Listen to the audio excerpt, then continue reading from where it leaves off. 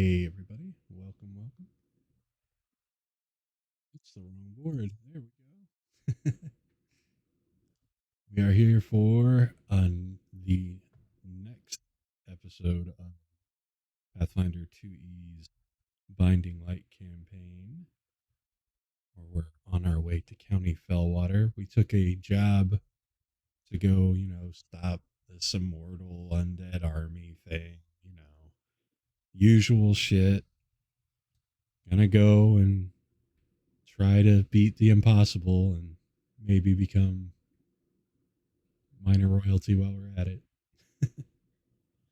We left off after fighting some skeletons and these enigmatic, mysterious kidnappers slash assassins, probably more kidnappers, that are trying to come after the guy that's basically hired us. Is that about right, Pop Pop? That sounds about right. I'm getting a little bit of sound chop on Discord, trying to figure out why that is.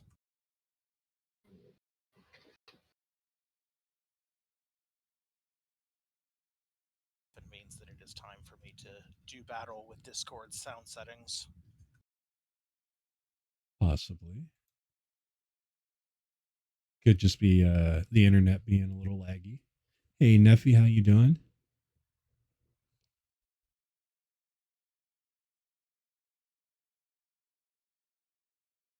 While we wait for our... Oh, wait, no. Eric's is here. Slipped right in. Slipped right in like a rogue would.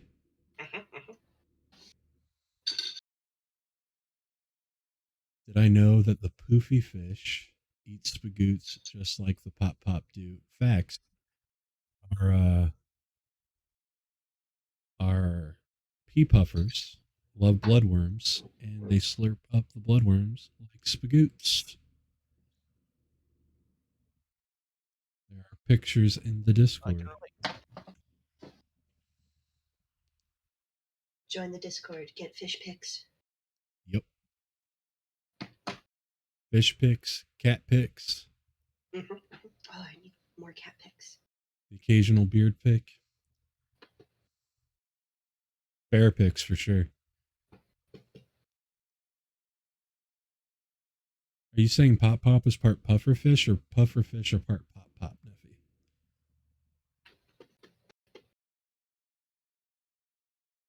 I sometimes emulate the behavior of a pufferfish. I am known to expand when distressed. Oh, that's for us to figure out. Perfect. Perfection. Ignore what just happened. Nothing. We saw nothing. It definitely is not recorded nor streamed across the internet.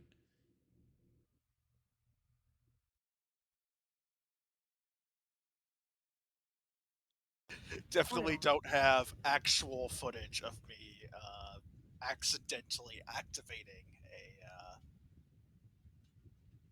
scene rather than switching my view to it so that I could make some modifications. Well, I got distracted by a 20-pound cat leaping up into my face. These things happen. Yeah, he might start yelling. He's very excited. This is Doc. So before we get started, before we get rolling, I wanted to touch on something a little more serious for those of you guys watching. As far as gaming goes, serious as games can be. Yes, I play a lot of D&D 5e. I run a lot of D&D 5e on this channel. It's our main game. But I like Pathfinder. I like playing this game specifically. And I like a bunch of other tabletops. And I'm noticing more and more people trying to knock on other games, whether it's people that love 5e knocking on other games or people who love other games that knock on 5e or whatever. And people are allowed their preferences 100%. But God, people are being assholes. Don't be an asshole.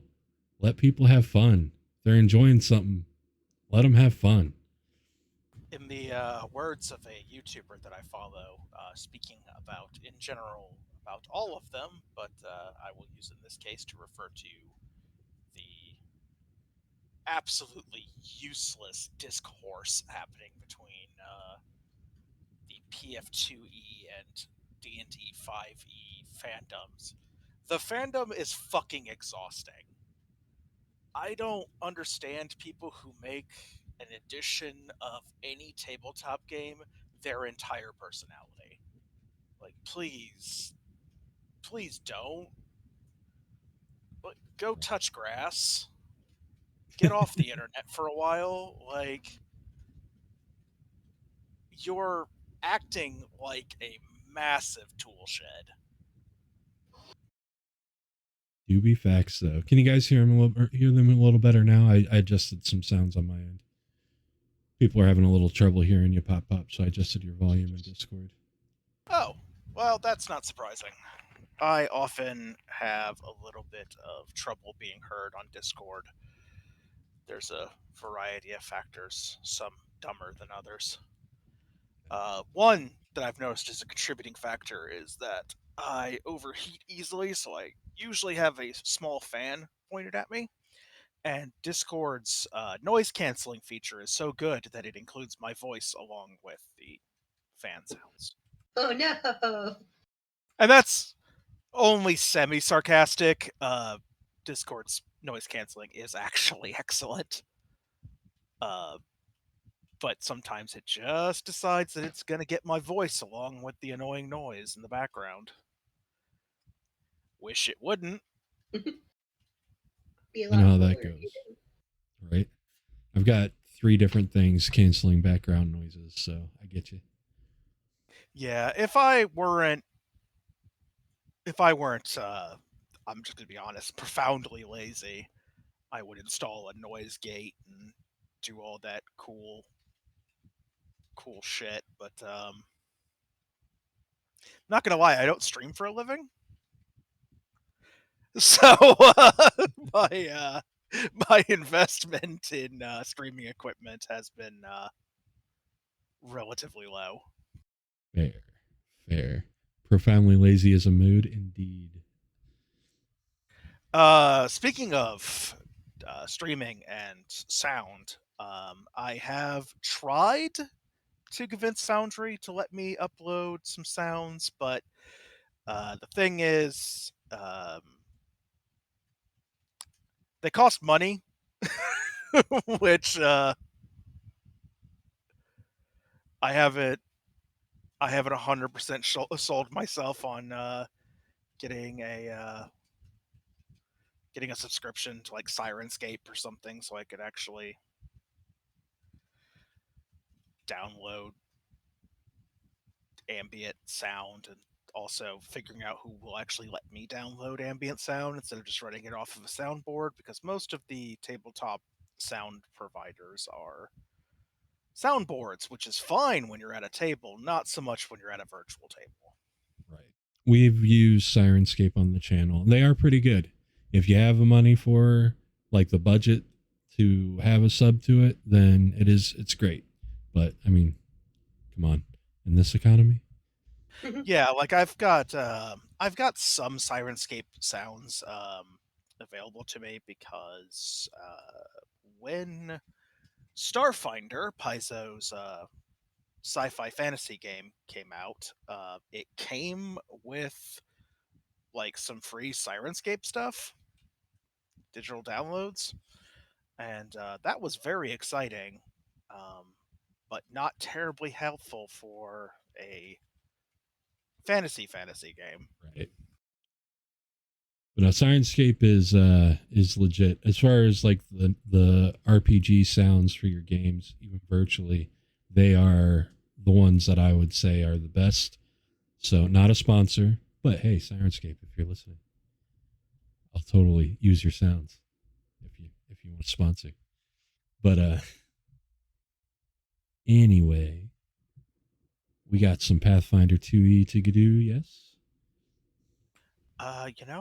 There's a certain appeal to that idea. Just realized that one of the NPCs for an upcoming scene doesn't have a token, so I am just now uploading his token. Will not take Good. more than a second. Good old tokens. Now that it's done, so I made that I'm not allowed to do that for some reason.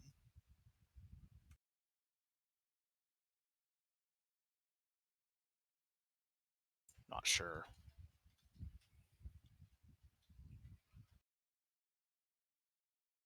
Not sure what the deal there was, but that's fine.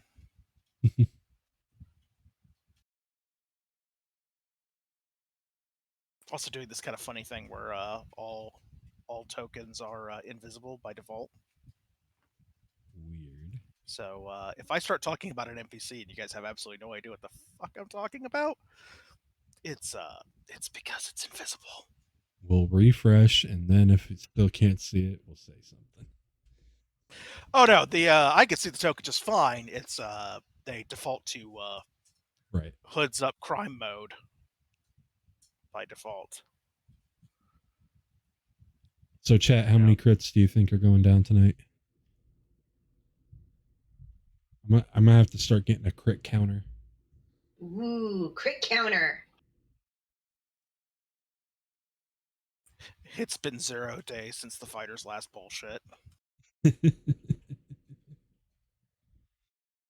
Oh, the whole party. I mean, if we want to do a Byron only crit counter, that'd be fun too. I feel like he's getting the most anyway. Gotten some big ones.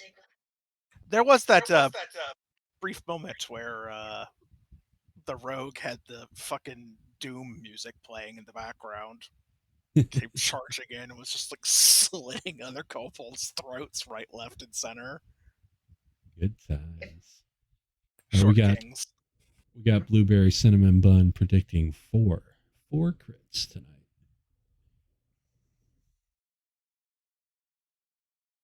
In before that's actually just round 1.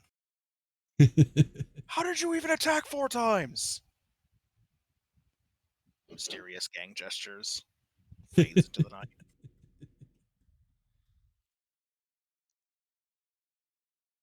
I have learned long ago that if there is a way, players will find it. Yeah. There's no way to player-proof anything. Don't try. You'll just make yourself sad. Yeah. So, coming up the road to the county seat of County Fellwater, the village is also called Fellwater. That's what happens when your county has one town in it. Yeah.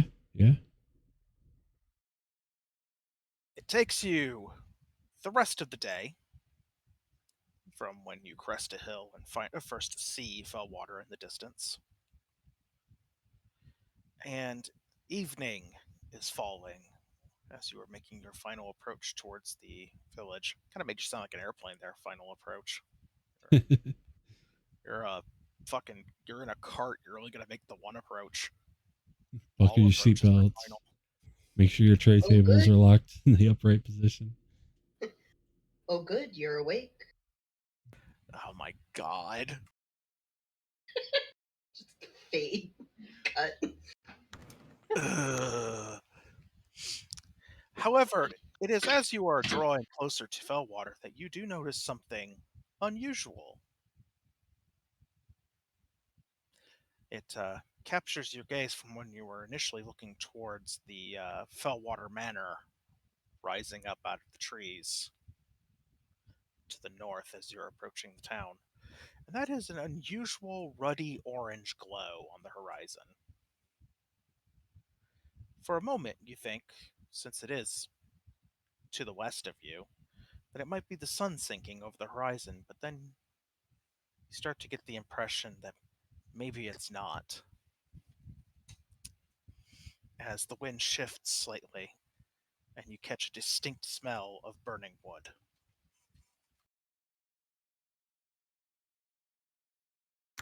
Ooh, I've caught enough things on fire to know what that is. Think that's a building on fire or a forest fire? At this range, it's hard to tell. Starts as one, ends as the other. True. Aldwolf does look extremely concerned when he notices the shift in the wind. And as you're drawing closer, you notice that not only is there a smell of burning wood, but you can faintly hear what sounds like people crying out. And the local shrine's bells are ringing.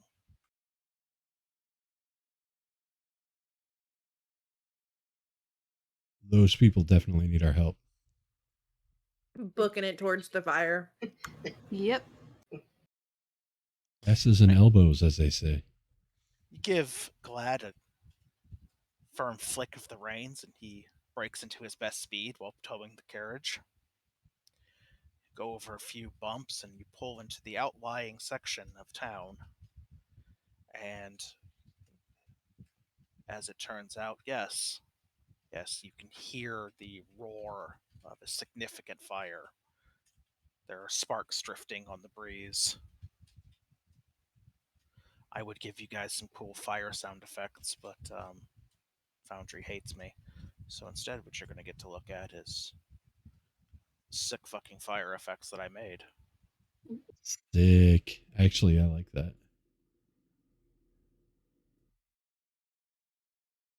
Oh, Oh, nice. oh, hey. As you rush up the street, having dismounted from the carriage, you can immediately catch embers drifting on the wind, banging and crashing. And as you round a corner onto Fellwater's main cobblestone street, you are confronted with numerous spindly skeletal silhouettes up against an absolute wall of fire. Maybe quite literally the spell Wall of Fire, given how much of the street that it's covering. Oh, no. Now in my head, instead of Buffalo Soldier, it's Skeletal Soldier.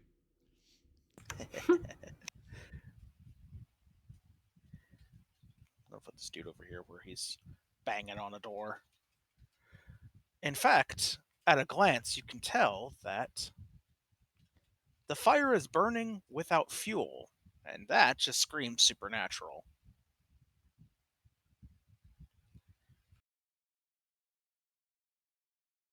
And now would be an excellent time, Some initiative. I want to bet, to turn on your combat mode as the fellow in the one-horned helmet turns to notice you, points with a sword, and lets out a... You're fairly certain that skeleton just said something. I am also reasonably sure that nobody in the party happens to speak Necrol, so you probably don't know what he said. Nope, But but he he's got my definitely said- attention. He Nope. definitely said something. Also, his eyes are glowing blue rather than the usual red. Oh. It is on the list. These some bitches are out here talking Necrol. So did you want to go get some snacks after this? Yeah. Yeah, snacks. Oh, hey guys, look, the fire brigade's here, says the skeleton. Get the ones out now. Yeah, right? Get them out. I feel like I'm cursed. Oh, so many dice. There's always something a little bit ominous about the barrage of dice when I roll for NPCs. Yeah. We got some of that Sunday when I was rolling for like 15, no, it was 17 NPCs in one encounter. Aldwolf in the back with his amazing initiative rolls. He has consistently drug his ass into battle at old man speed. Every time. Yes. He's old. We forgive him. He's old and he's literally half dead, so, you know. I'm one above him. I don't know what my excuse is. Your excuse is that you're inattentive. He was distracted. Fire reminds me of home. Oof. All right, so Skeletal Champion, seeing an opportunity to start some shit, is gonna go and start some shit. Please start some shit. Yes, get closer. Good, good.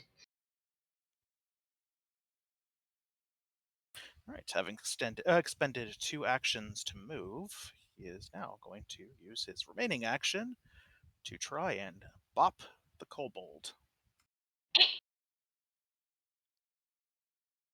Beep, bop, boop. While he's bopping, if you guys are watching live and want to boost the signal and retweet and share the stream, that'd be awesome. And if you're watching on YouTube, like, comment, and subscribe. I'm willing to bet that Eric's doesn't have a 27 AC yet. Nope, nope. 19, so it's not, you don't beat by 10.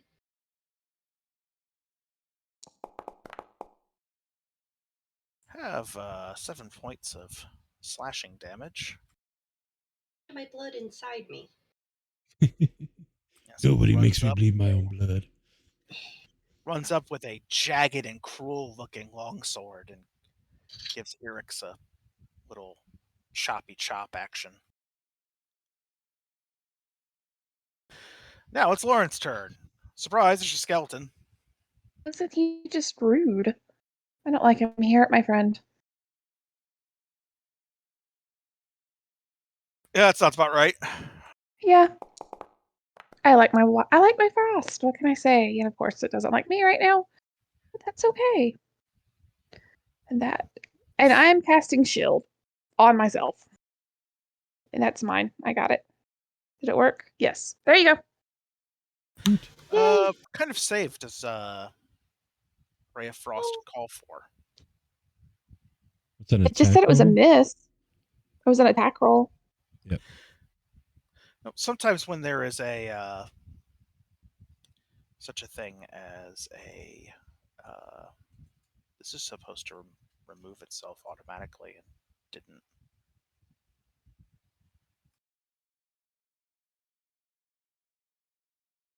And now you have 2 of them. So I'm going to remove one. That's absolutely fascinating. Apparently my view of your shield effects was lagging, so that was exciting. Sometimes when it calls for a thing called a basic save, you still do damage even if you miss. That doesn't apply to Ray of Frost. Yeah, no, it just says it's an attack roll. So no save involved. That's right. Why it's an attack roll. I swear to God, I know this game. Don't believe the evidence of your eyes and ears. I in fact know what I'm doing. Well, shit. What's good for the goose is good for the gander, right? Hey. Slide on in. No. Try to get in on that bop and the kobold action. Bop the kobold hours. Pop it. Premium kobold bopping hours. Worst schoolyard game. Bop the kobold. Yikes. 17 is going to whiff you, though. I'm too short. Big whiffa. Speaking of Eric's, Yay! Now the kobold's turn. Alright. Is there like a I'm just gonna, it's like I have knives and I have bones in front of me. Does this work? Is there like a lore to roll to see, can I stab him? Well, Or do I just stab him? I might just stab him. the undead are covered by religion, Mm. interestingly enough. But they do I didn't- seem distinctly corporeal. The worst that happens is I stab through nothing. I'm stabbing. God, that hit me. Maybe I'll knock the sword out of his hand. We'll find out. Strike. Okay. See if I can actually get him highlighted this time. Find out next roll on Binding Light. Yeah.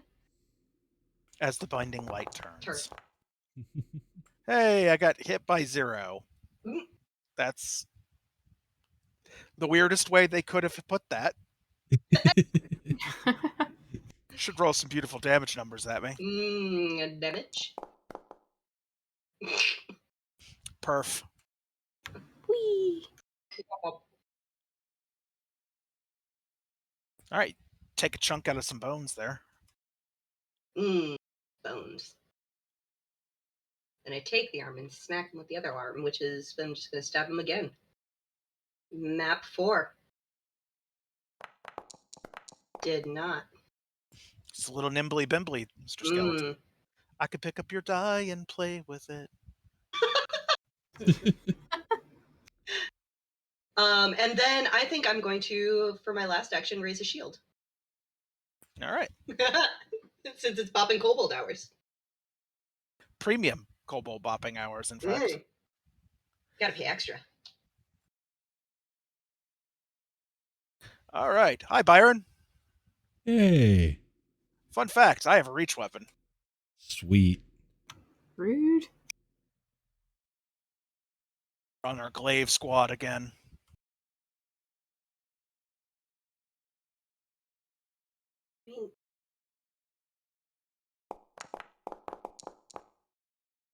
To say it'd be nice if that button would do something. How's a 22 grab you? Yep.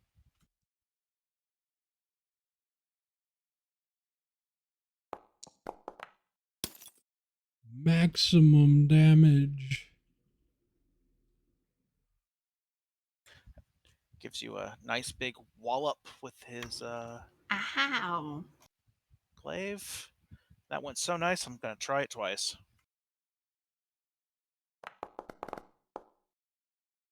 Not with that roll, I'm not. Kind All of right. fucked. The first chop with the glaive caught you off guard, but you were ready for the second one.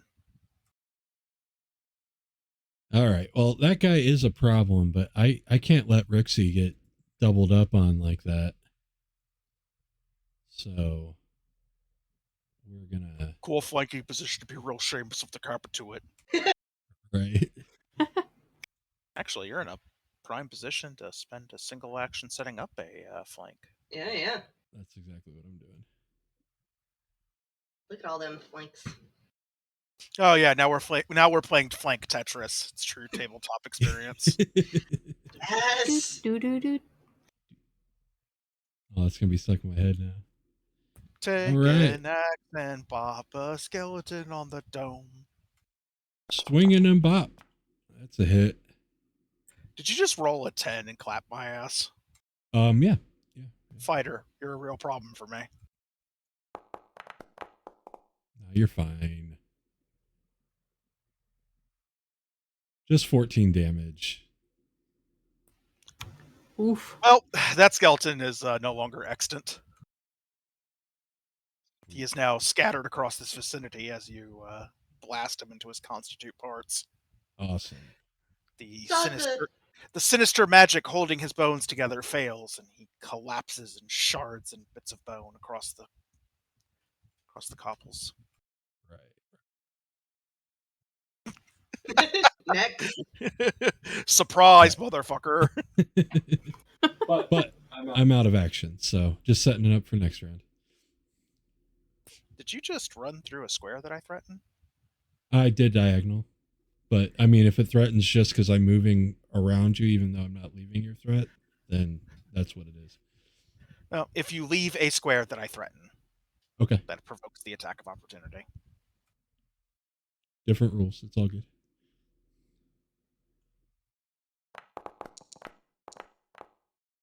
I have a 20. That meets. And I have a longsword bop for you.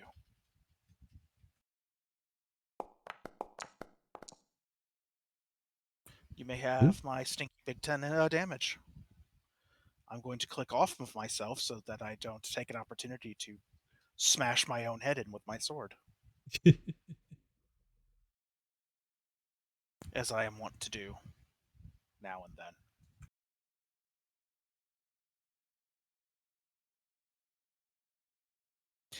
Byron thinks it would be super neat if he had the ability to regenerate. Yep. like a lizard. Mm. All right. This skeleton is going to leave off pounding on the door. Survey the scene.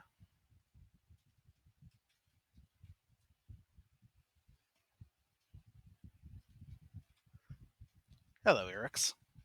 Oh. Hi there.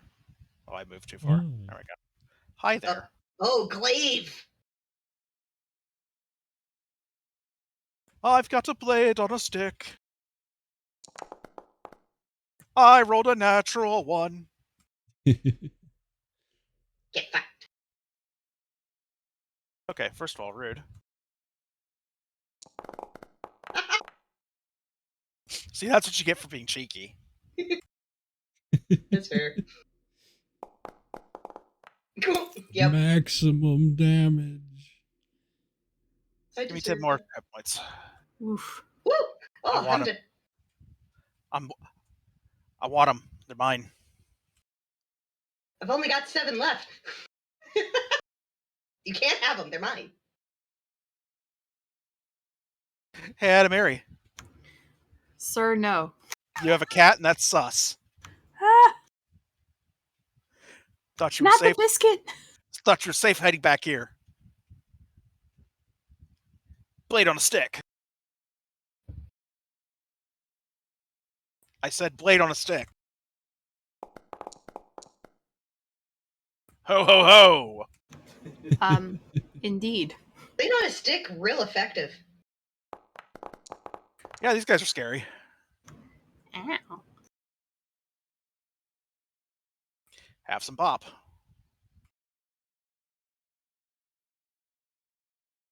I had bop. Speaking of, Well then. got a whole bunch of malignant bone daddies in your face. I would like to make measle on this bone daddy. Uh-oh.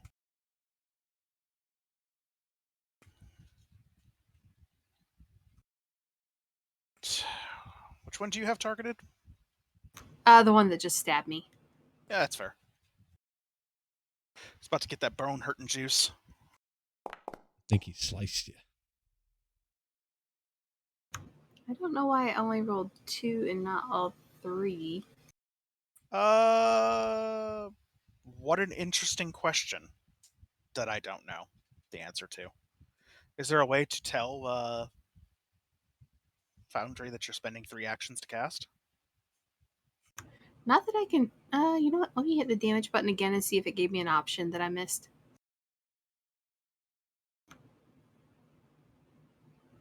No. But there's the last one. Foundry, your ways are a complete mystery to me. Yes. Celia! There's a whole Woo! gang of fuckos in your face. Well, So pick I one for one. want to move right here. Well, I'm out of And reaction, so there's nothing I can do about that. let's see if this will work.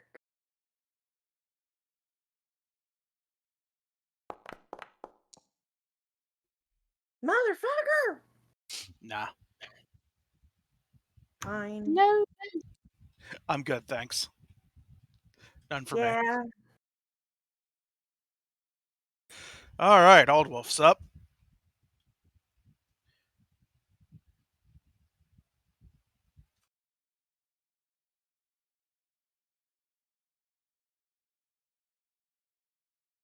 Time to Hey, Old do Wolf. something, old man. Have you noticed that the Foundry keeps deleting your attacks every fucking game? That's pretty weird.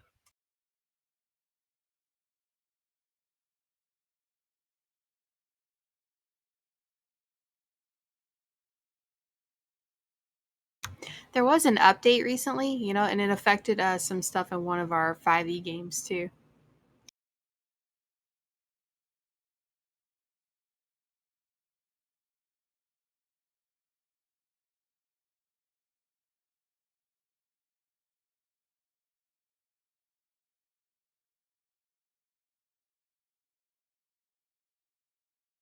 think that was a import problem, but who knows?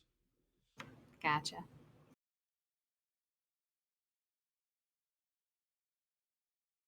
Fascinating.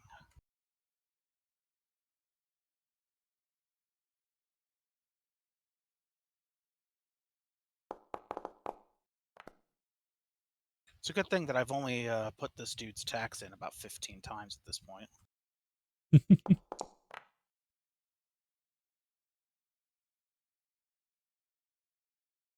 Get the fuck out of here!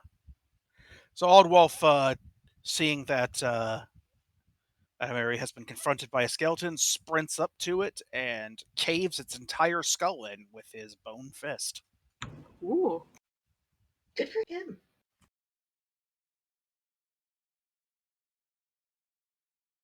Then he will spend his remaining action to fall into a stance so that he can begin riposting and parrying and defending himself. So AC goes up by 1 because he's using his offhand to shield himself. Top of the round, it's Skeletal Champion. Okay. He is spoiled with choice. Boy, oh boy. I'm also flanked in 3 different directions, so I don't love that. But you know what? He should probably move. That just makes sense. Yeah, let's face facts here. If I stay here between you two flanked, I am gonna get bopped, and unlike a normal skeleton, I have an intelligence score. Take a action to take a step back.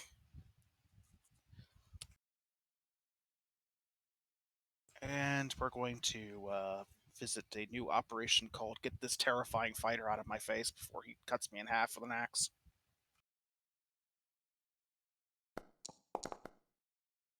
Yep. Have one of those.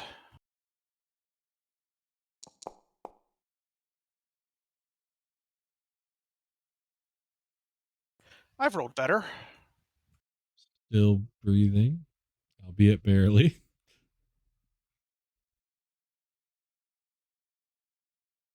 I think I've made my point. We're going to take another stride, or another step back further to set up this cannon fodder skeleton to slow you guys down. Because I have an intelligence score, and that makes me important. Them, not so much.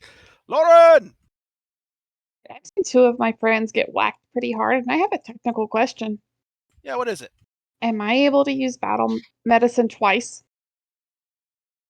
It's 1 action. Yeah. You can't use All it on right. the same target twice, but you can definitely use it on as many targets as you can reach. All right, so I'm going to move there. It's a beautiful flanking spot for healing, too. For the lyrics. So what? Treat wounds, right? Treat wounds. How do I do this? That's not what I wanted to do. How do I do this? You go to your. There we go. And. It's a 2d8. Well, you're gonna roll medicine. Medicine. That's it. Still trying to figure this out. Sorry.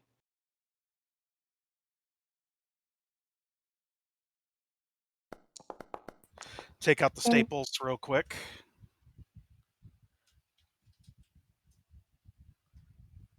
All right, so that was a 14 on it. On Eric's. And then, so it gets it gets the 2d6, isn't it? Or is it a 14? Because I rolled medicine. To me. Open the compendium. Find the core rulebook, which is surely floating around in here somewhere. Attempt a medicine check and restore a corresponding amount of hit points. Success is 2d8. All right. Then then if that was a success, sounds like you should apply 2d8 points of healing. I think you set the DC, so it's up to you if it's a... Oh, 14 is fine. Okay. No one is actively interfering at the moment, so... So 7 points to Eric's. Nice. Nice. Same thing over here. Do I need to do battle medicine again or no? You make another medicine check. Just medicine. Okay. Therefore, 23 for over here. All right. And roll 2d8 over here for Byron. 12 plus And 5. that's 12. And that's all I can do. Because I moved, and that's 2 actions.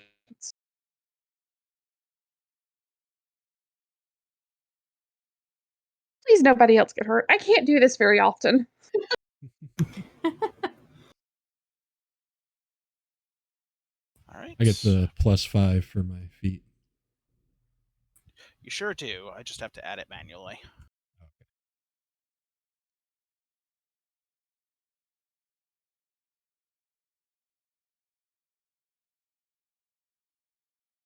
Slaps a bandage on it and says, walk it off.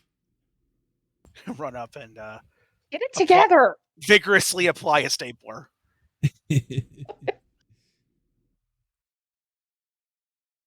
All right. Dead guy has nothing to add. Irix. Yes. The mean jerks who are beating you up. I will take a. None of those are really good spots.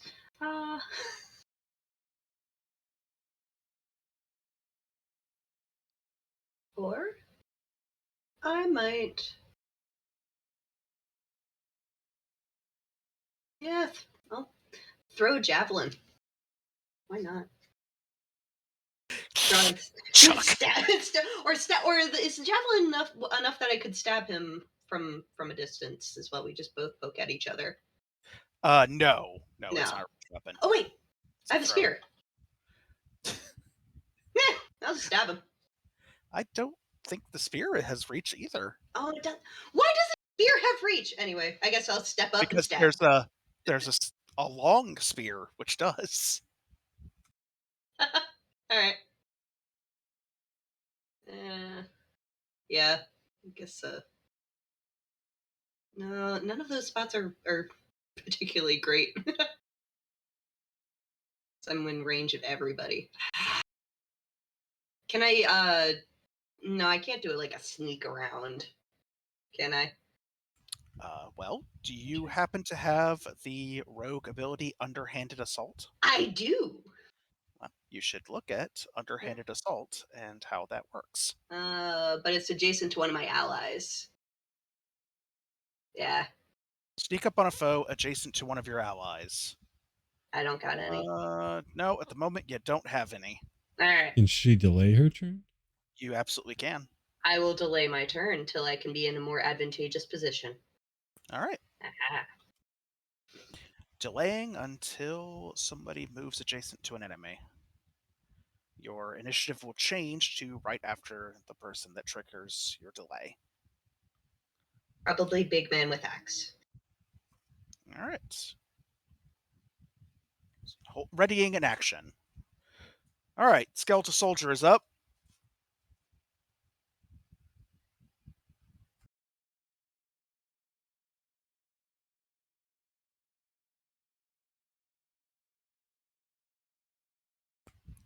Byron is super dangerous.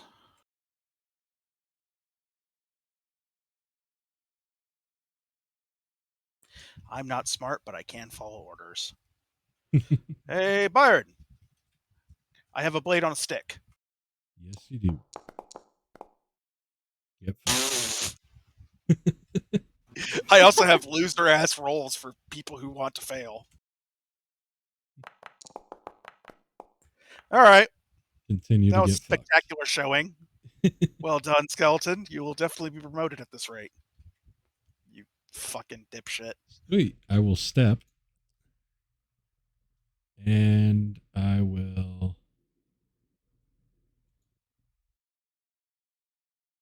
go after Broken Horn guy. How about a crit? First crit. Ah! Oh no! My organs! Weak damage for a crit. Still. He swings his axe, cleaving into his enemy. Oh, that was a big hit! He rips it free to do it again. Critical Could hit, ya? number 2. No, Could On ya? the pain train. sir. Can you save some of these good rolls for the rest of us? Right? There we go. There we go.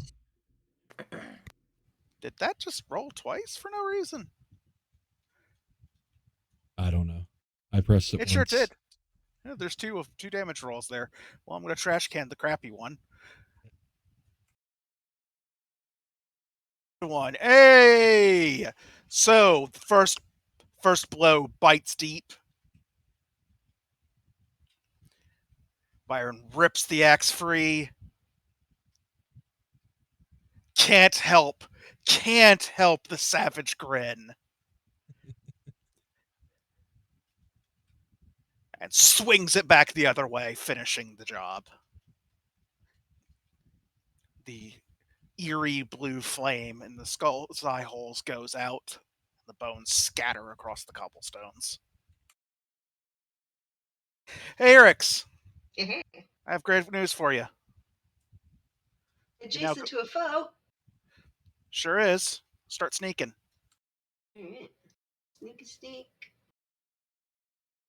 Where the heck is my sneak?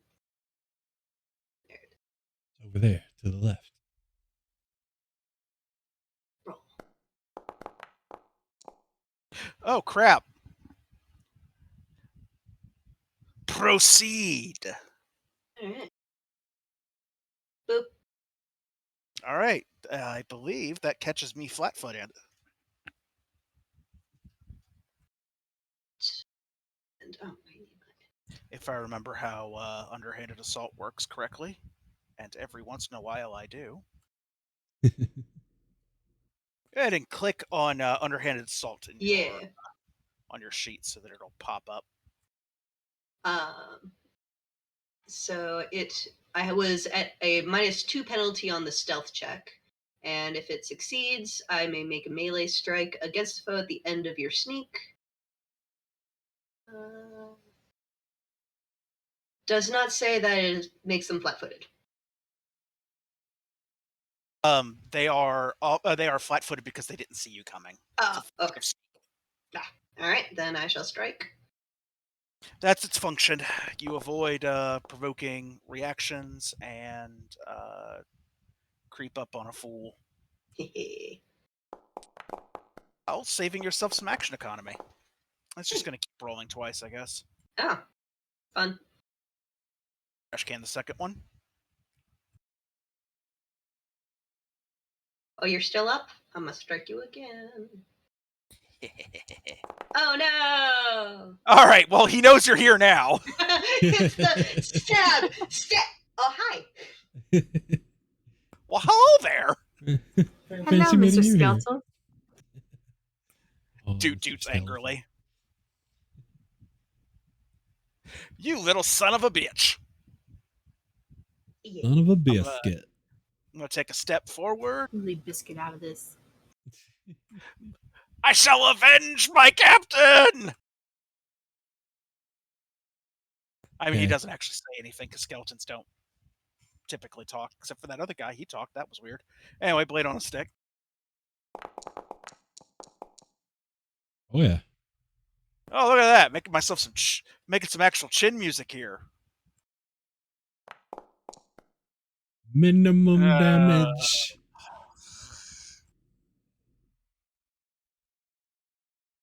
Skeleton, this is not how you get promoted to champion. Well, that went terrifically, so I'm going to try it again. Sorry. Nah.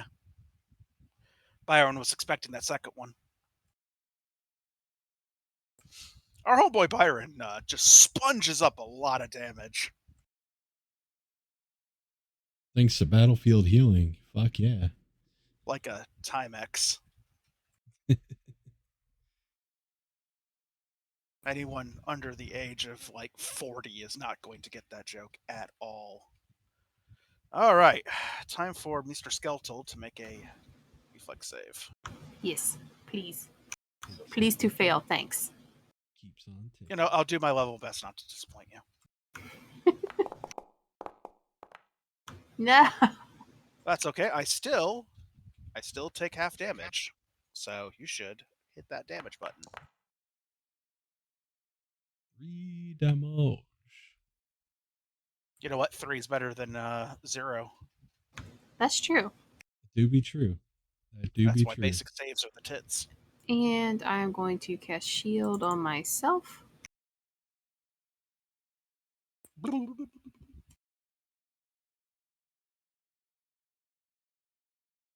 Ta-da! Now it's my turn. I'm going to be right back while you guys continue. Celia! All right. I need to transfer. Okay. So we're going to attempt to acid splash. Maybe I can melt him. Okay, well, that worked. Oh, okay. Okay. Ooh! P.S. I believe is that our third crit? Yeah. Yes. Yeah. Yes, it is. We're already up to 3 in our first combat. Wow. Woo, woo. Now, how do I make it do the thingy? The Oh, the damage. trait. You click the damage button. Will it automatically do the crit damage? It will come up with a damage roll, and then I will hit the crit button, and then also add the persistent acid effect if he happens to still be standing. Okay. So I just do that and you do all the rest of it, right? Yish. So, going to. Oh no, Mary wait. is going to take 6 damage for some reason. Why That's- are you giving it to... No! I No. didn't even click anything. I have him targeted. He's on my screen as targeted. That was mysterious. Very. Anyway, Can I add 3 back to me and Biscuit? Well, it said took 6. Oh wait. Oh no. Can I add 6 back to us? sure can. Should be good. I leave for 10 seconds and you're spraying acid on everybody. Just throwing acid at everybody. It's, you know. All right. 1d6 acid damage plus 1 splash acid damage. Oh, you went from critically failing to critically hitting. Love to see it. It changed dice. Maybe that's what I needed. All right. Oh, it works gonna- virtually Even too. virtually, they got thrown in the naughty corner. Nice.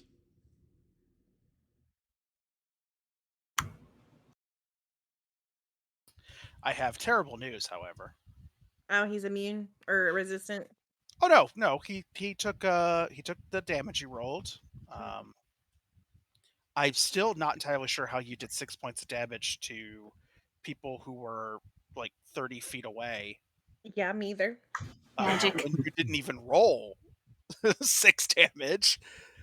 He was also taking persistent damage. However, Lauren is in the splash zone. What did I do to you? Oh no. So Lauren, theoretically, How bad is it? will take a single point of splash damage. Oh, okay. Ow, that stings! So yeah, acid splatters, fire spreads.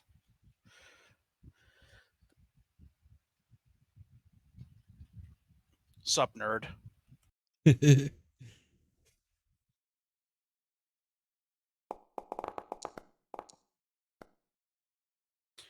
That's an impressive job you just did there, Old Wolf. However, I can't help but notice that that's not the AC of this target. So try it again. Old man's having a hard time keeping up. You know, he's going through some shit right now. His town is on fire. You know how it is. Yeah, these things happen. We've all been there. Lauren, you're up. All right. I'm gonna try something a little different. There we go. He's close enough. You know, my magic really just hasn't been working. Nope, that was supposed to be an attack roll. Well, we're going to trash I- can that, and you should click the strike +8 button. Let's try that again. Don't know what I'm doing with my sword apparently either. Solid hit. That's much more effective. Nice. All right, go ahead And and click the damage button. damage. Okay. And Technically, you've got 2 more of those. 2 more actions. Okay. So if I want to try that again, so it's the -4 or the -8? It's the -4. I'll try the -4. Still connecting. Nice. That one. Maximum damage. And then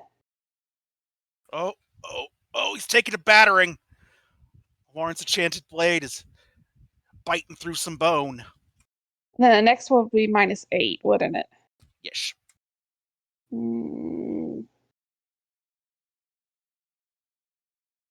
I'll try it. You have nothing to lose but your chains. That is a And I critical missed. whiff. Oh. Dang it. Critical whiffs mean the pop gets to play with your die. Ooh, I made it go like a pinball across the table. That was fun. Ooh. The cat batting the dice around the table.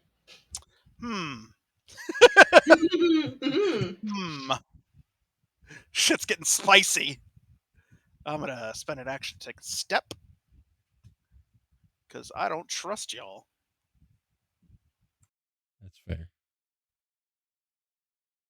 I will spend a single action to blade on a stick, Byron. Yeah. Maximum damage. Ow. Big ouchies.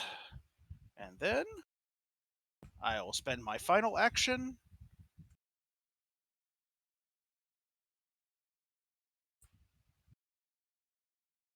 to set defense.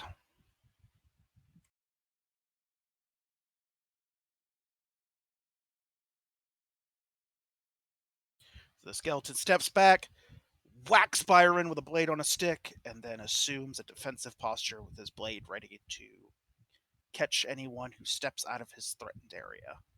Or rather, Nice. strides. Stepping won't provoke. Sweet. Well, I'm stepping. You thought! Boy, you thought!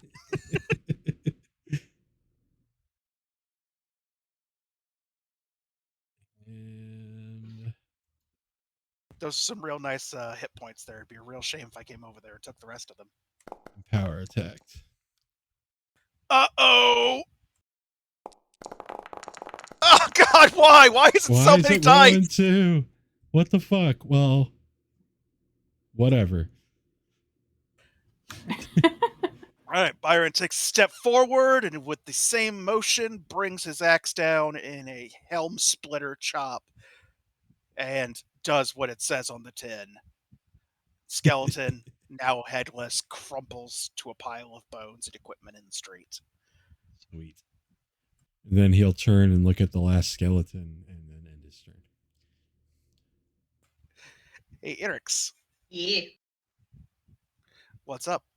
I have an ally adjacent to that guy. You do, in fact.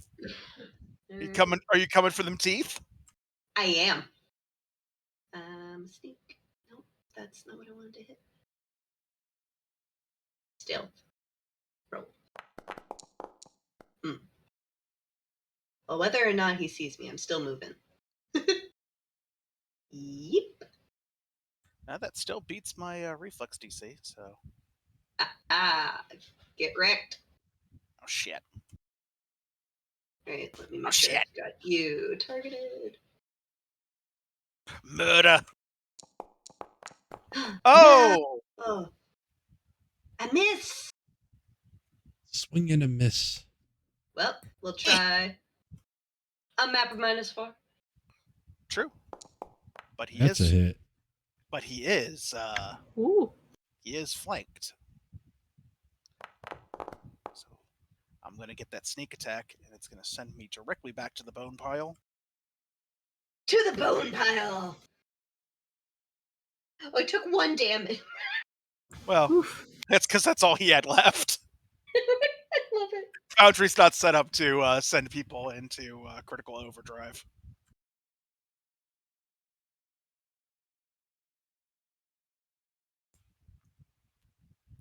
All right, for a few moments, there's quiet on the street. What about Except the for fire? the continual roaring of the supernatural flames. For an instant, you have a perception check while you're looking towards the fire. Everybody who is looking towards the fire should roll.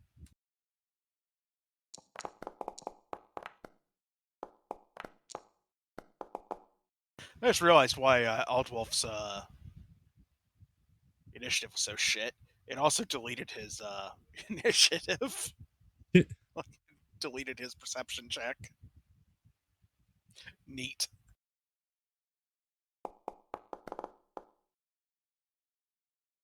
Alright, I am looking for a DC of 15. We've got a couple of eagle eyes in the audience. For a moment, on the other side of the flames, all the way on the other side of the flames, off the map, technically, for a brief moment, you see a figure silhouetted against the fire.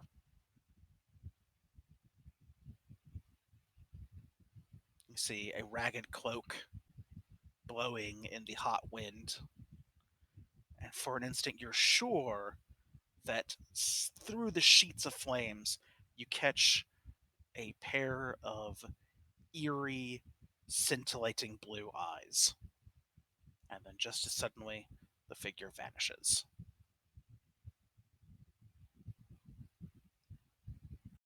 Well, at least that wasn't ominous. And a moment later, the fire dies down,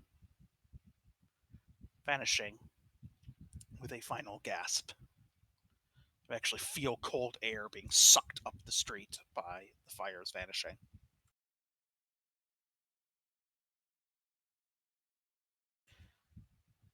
In the distance, you can hear the tramping of bony feet and the clattering of old, disused armor.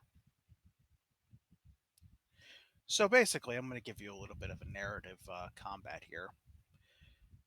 You spend quite some time with the handful of desperate defenders the village has, driving the skeletons back. This continues until very late at night. You're all very, very tired by the time the fighting stops.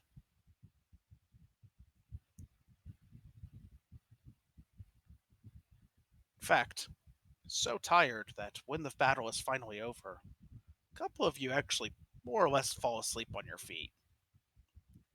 Those of you who are skilled in medicine or natural curatives, called upon to help care for the wounded overnight.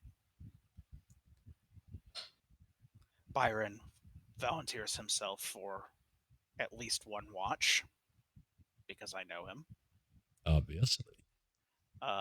before he is finally cajoled, more or less, by Aldwolf into resting. Aldwolf points out that unlike a half-dead, he's not just going to develop scars overnight, and he's taken a hell of a beating. Which brings us to the following morning.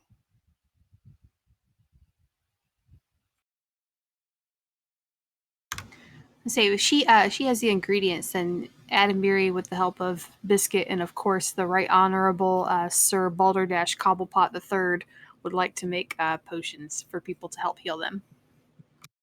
That is an excellent idea and definitely comes in handy. Following morning, you should all throw yourself a rest. You do manage to get 8 hours in, even though it means more or less sleeping past 10 past 10 a.m., much later than you're used to sleeping since becoming adventurers. Oh.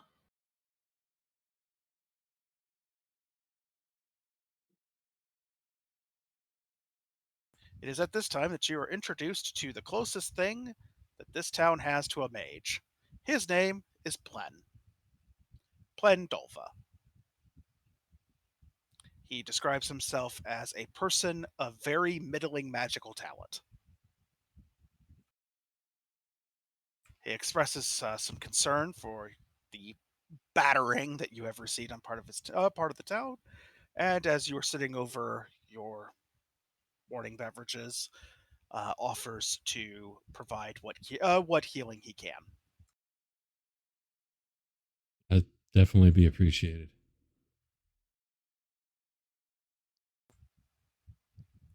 Got All right, this he is this spot here that kind of it itches. That where the other half of his 32 hit points are, right in that gash, right in his collarbone. Yeesh.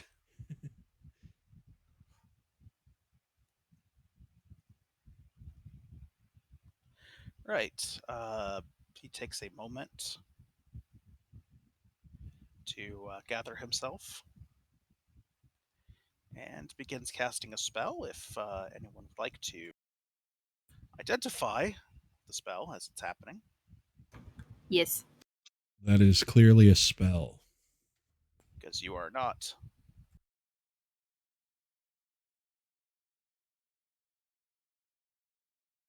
Currently in combat. You are free to do so. This can be covered by nature, occult, or religion.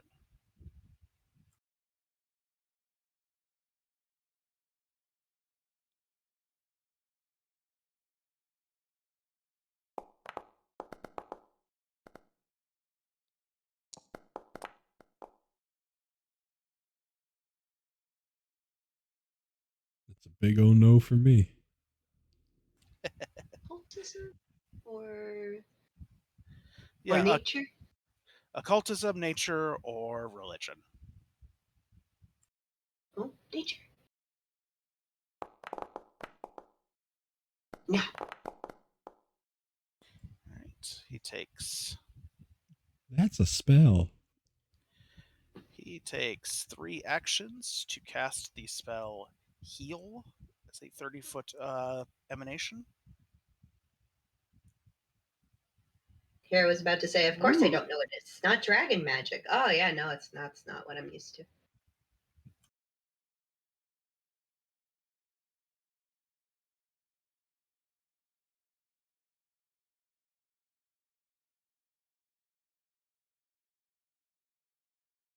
With dragon magic, everybody would be healed completely in an instant. Well, they all go to the same number. All they go down. Big breath weapon.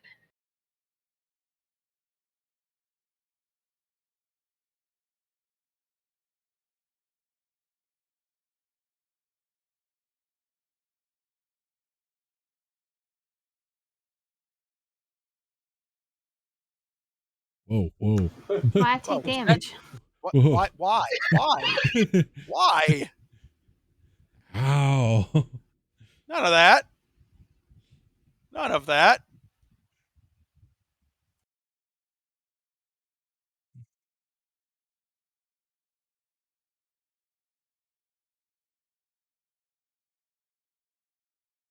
Have some hit points. Did that end up in a net 0 for Byron? That I'm 4 down from what I should be. All right. I can try to do something. Oh, I'll definitely still need healing after this, but Fix Byron's hit points.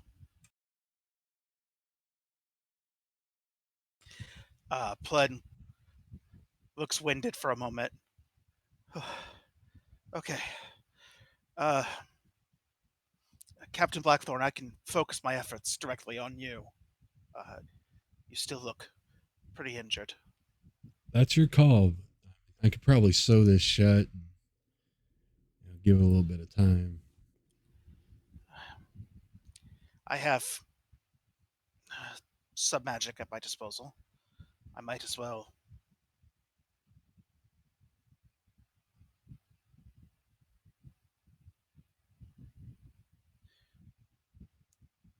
See what I can do with it. All right, he is going to do the exact same gestures, except this time he's only spending 2 actions.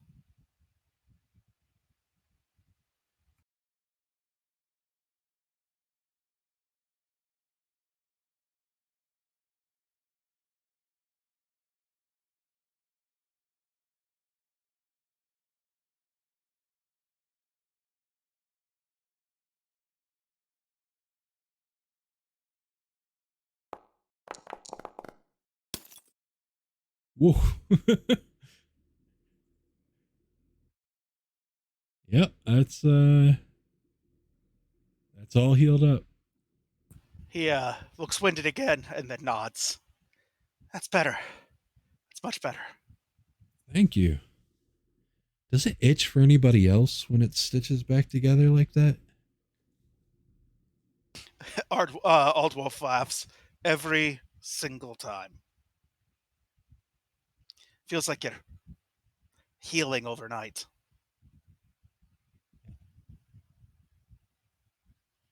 I'm feeling pretty good now. Thank you, Plen. Think nothing of it. It's after how hard you fought for our town last night. Aldwolf, are these the people you went to find? The dead hand nods. I would say that you seem to have picked pretty well. At least if that fight was any indication.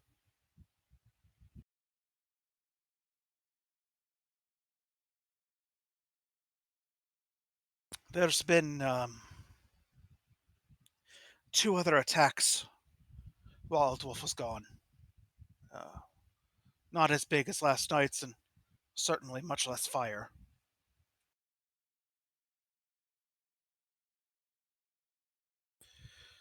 On the west end of town, people said they heard roaring. Roaring. I believe that the phrase I heard used was like 1,000 horses at once, screaming in terror.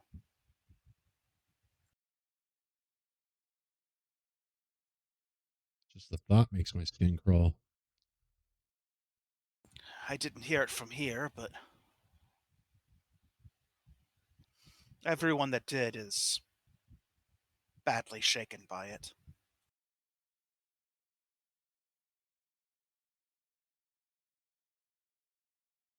At least the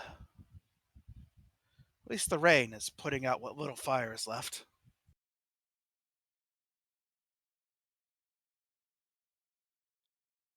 Yeah, that is fortuitous. That's good.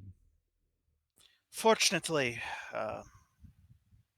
we've taken to keeping the weakest in the village, children, the elderly, in the shrine at night, and none of the undead approached it.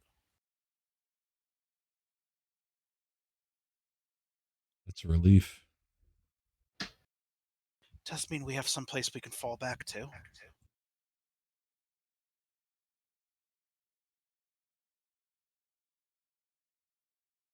If we could consider, if we could convince old Rainey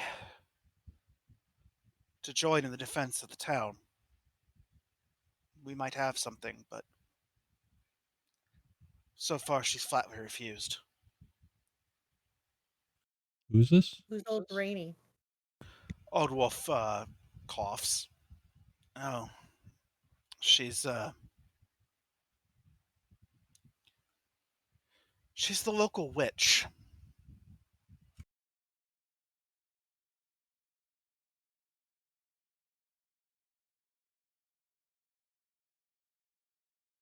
Lives out in the forest and tends to get pretty irritable with unexpected guests. And since she doesn't invite anyone, pretty much all guests are unexpected. And by extension, unwelcome. Adamiri, maybe you could approach her. That might go a little differently. I can do that.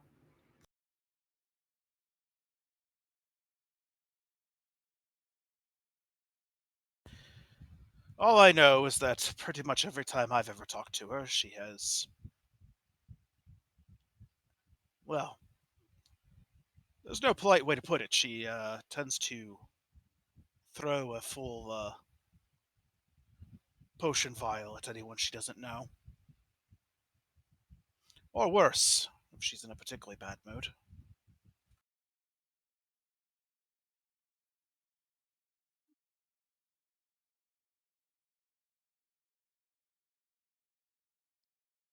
Hopefully that won't be the case for Adamiri.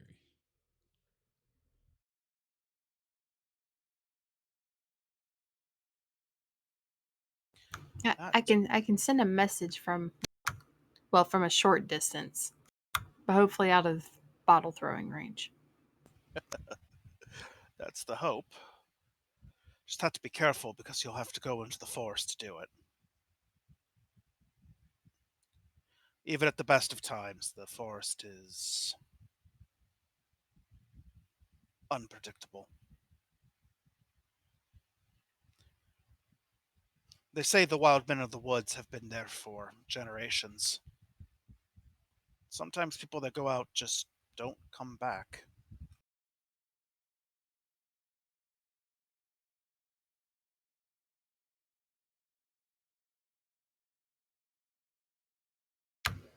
We'll definitely take care. Thank you for the warning.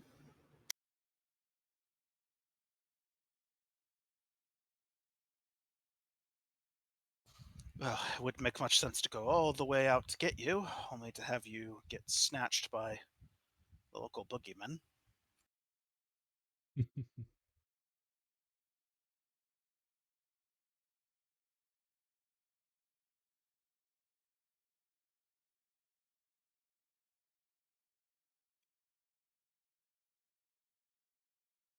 Beyond trying to get the attention of the local witch, do you have any plans? Got one hell of a greeting to the town. That's the truth. Well, we do have other business, of course. Old Wolf will be leading us that way. Of course.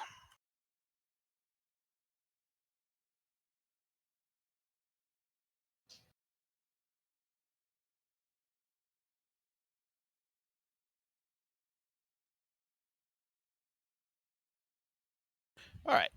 Here's our friend, the county. And I think I'll take some time here at this moment to introduce you to some of the terrain features. Obviously, we have the village of Fellwater.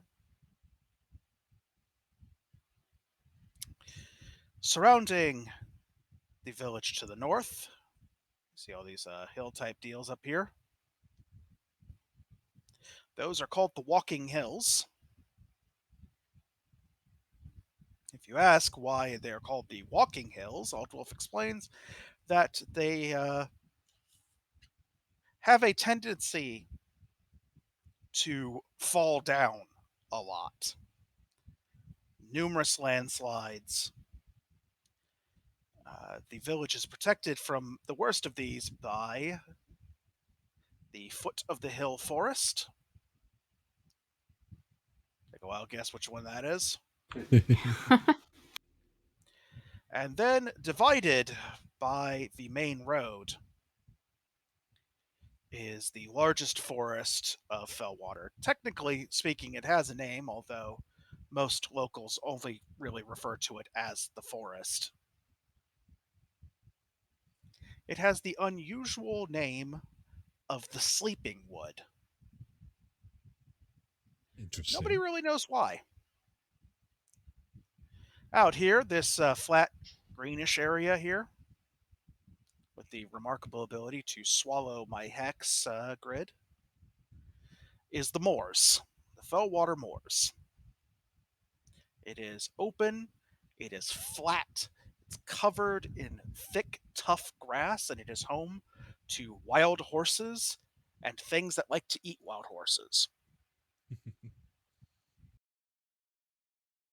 And then, standing proudly over the moors with a commanding view of the entire area, is the Binding Light Manor. From where you are, you can see partially faded banners flapping lazily in the wind on the moor. The winds never seem to stop. And at the highest tower point of the manor, you can see a strange golden green flame. It seems to be flickering fitfully in the wind.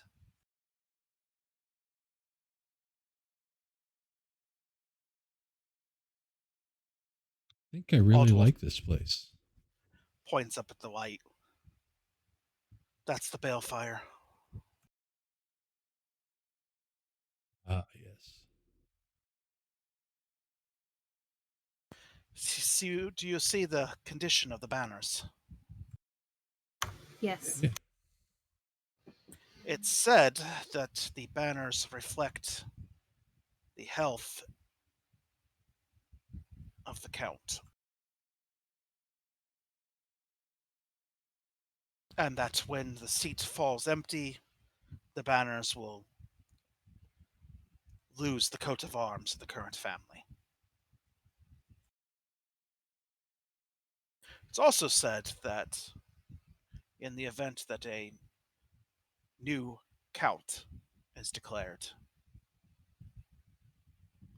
the banners will change to reflect the arms of that Count.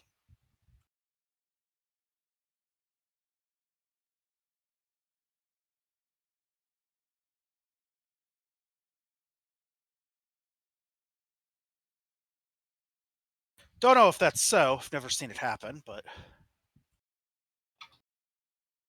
for obvious reasons.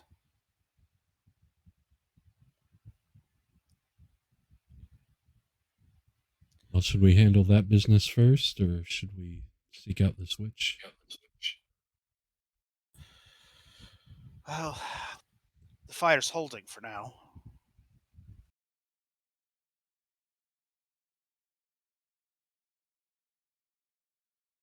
Then fires.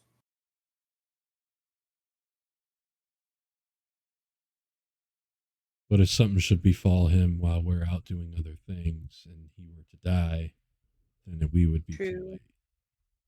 Right? True. Yep, I'm down for fire too. Pheonix Force banners would look nice up there. Agreed. Factual statement. All right. It takes you a significant portion of the day to make your way from the village all the way to the front gate of the manor, which is shut as you approach. However, Aldwolf leans from the side of the cart and holds up his unusual skeletal hand. It's still taking you a minute to get used to it every time you see it. He holds up his hand, his fingers spread, and after a few seconds, the massive front door of the manor begins to swing open, allowing you to roll into the courtyard. There is a uncomfortable hush about Binding Light Manor. It feels like the entire building is holding its breath, waiting for something to happen. The only activity in the courtyard you see is a young boy, you think about 8 or 9 years old, struggling to carry a very large pot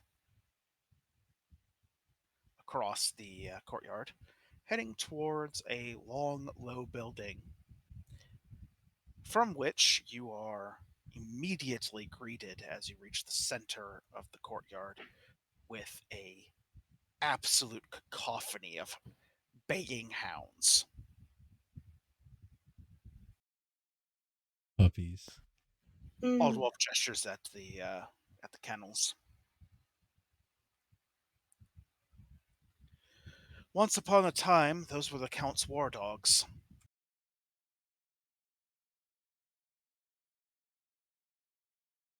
Ten of the biggest hounds ever bred in the county. Bred for combat, trained for fighting.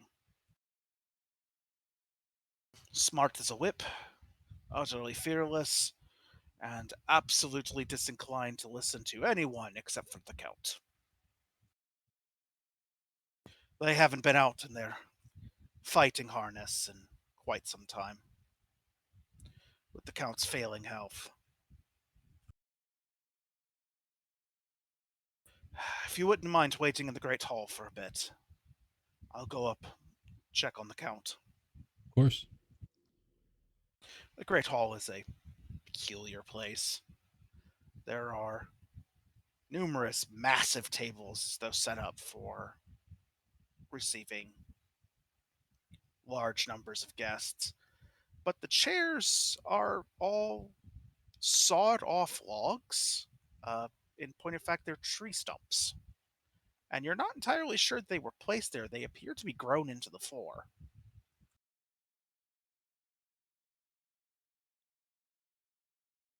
Me, The the walls player, fucking loves that. The walls are hung with old weapons, battered shields, captured banners from invaders. There are suits of armor leaning against, seeming to sag on their display stands.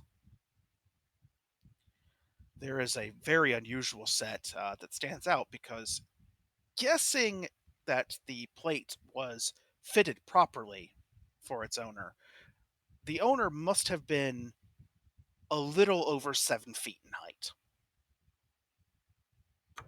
Wow. The armor itself is covered in riveted patches and places where a blacksmith has been called upon to repair significant damage to the armor, giving it a strange patchwork appearance. The helm has a absolutely massive gash across the visor and the chin, all the way down into the gorget. That would be the armor that protects the neck, which was fixed by driving several steel staples into the rift and pinching them closed.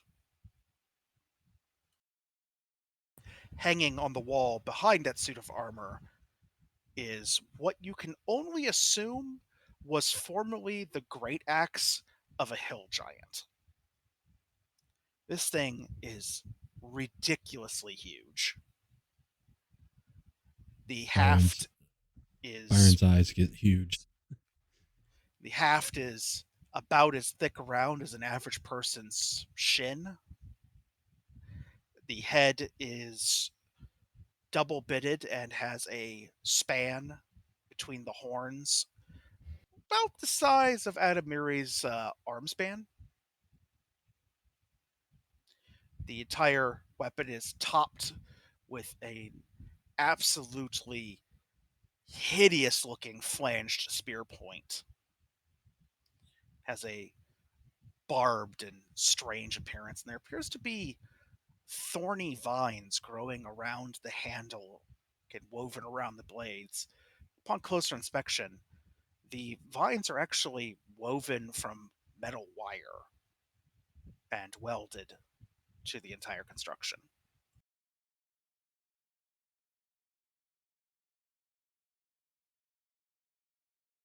The same boy that you saw in the courtyard eventually comes in and sets down a jug of wine on the table in front of you and begins passing out horn cups.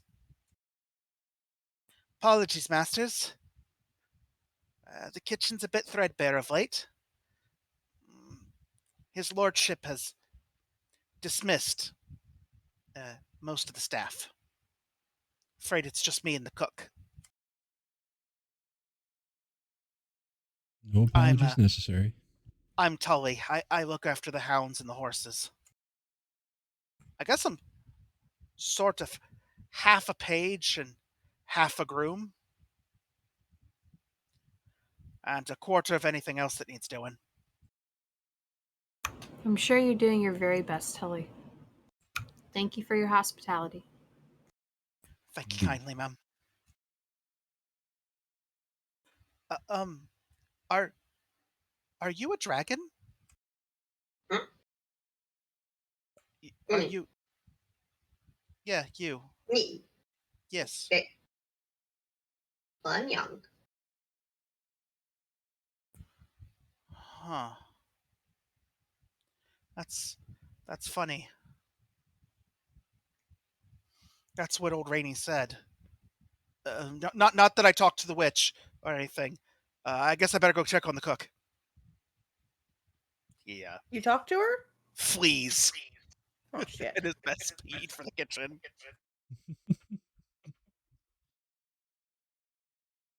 Well, that is worthy of some follow up. After a few minutes, Aldwolf comes down from the higher reaches of the keep and enters the great hall. He drops onto to one of the stumps and sighs. Well, you've picked a good day for challenging him. Oh, yeah? Oh, yes. His lordship, the Count, is in what I would describe as an lively temper. Byron raises a brow. Oh, he's only took and hove his entire pitcher of wine at my head when I walked in. Fantastic. I told him if he's feeling lively enough to throw things at the last member of the Dead Watch, he can take his arse out to the courtyard and accept a challenge. And his reply was? What do you mean a challenge? You found challengers.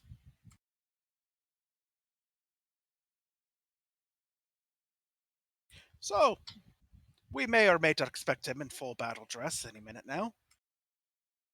Or his bathrobe if he's not feeling up to it. I can't decide which I prefer. Cannot stress the man is... I don't know what's wrong with him, but he's fading. He has fits like this, though, where he just... more like his old self. Grouchy, prone to throwing things.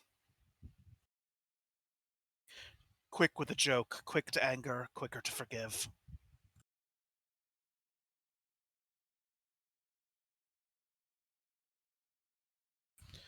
He sighs. You know, I've known the man since he was Tully's age. It's not right that he goes before I do. Sure, that's not easy.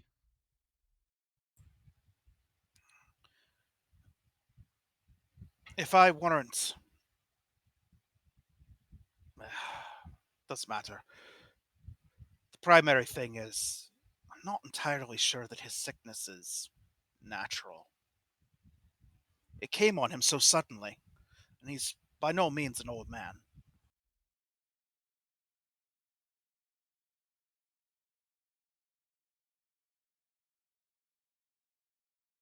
Has anyone tried to diagnose this?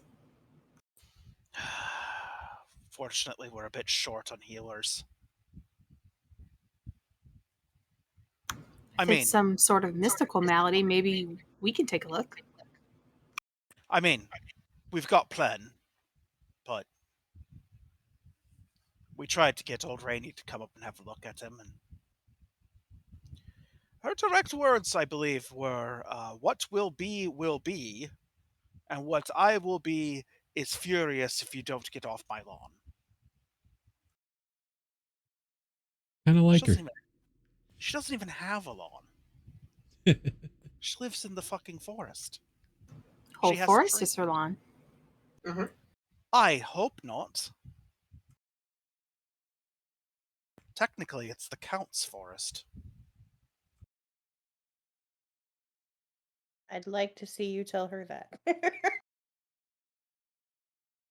Well, I'm not going to do it with witnesses. I'd like to pass into my old age with something left of my reputation, if you don't mind.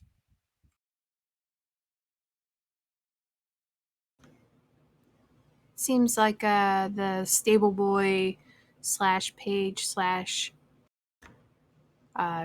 groom that he speaks to the witch. Yeah, from time to time, but he's doing his absolute best to keep it a secret, which, if you have no noticed, is well, he's doing his best. Maybe he can, if he seems to talk to her and not suffer any repercussions from that, then maybe he can reach out for us. Or let her know she may have company. See how she feels about it? At the very least, you could ask her to not throw things at you. Or turn you into toads, or whatever it is that she's always on about.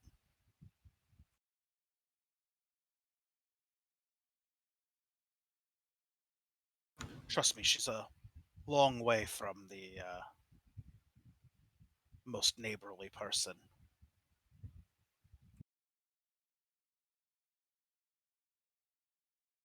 Though I suppose that's not entirely her fault.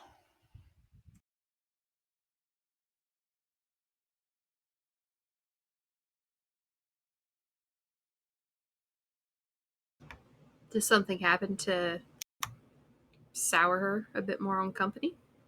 A couple of years ago, there was a fellow that came through. Don't get many strange travelers around here. Anyway, all seemed well at first. And then, without warning,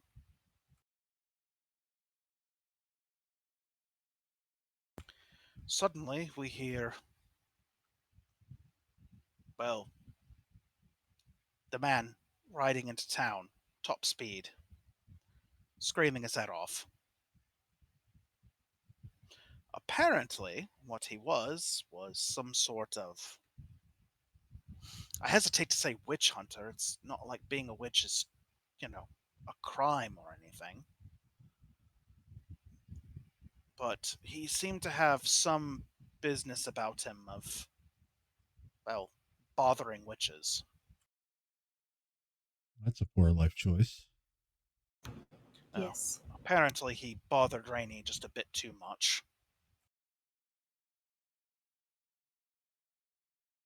Because she bothered him right back.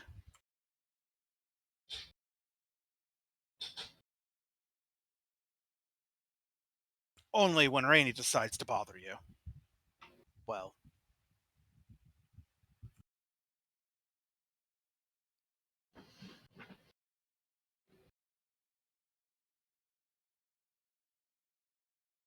let's just say that it's not the best experience you could have. Right. The stories about Rainey mostly revolve around her being able to make you see things.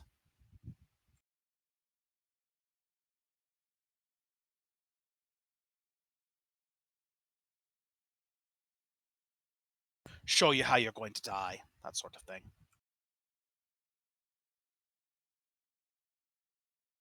Terrifying. Got it.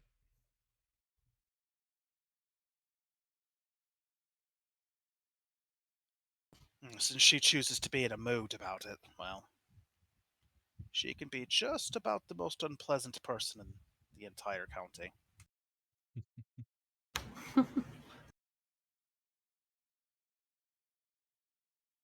And she has, from time to time, chosen to be difficult about it.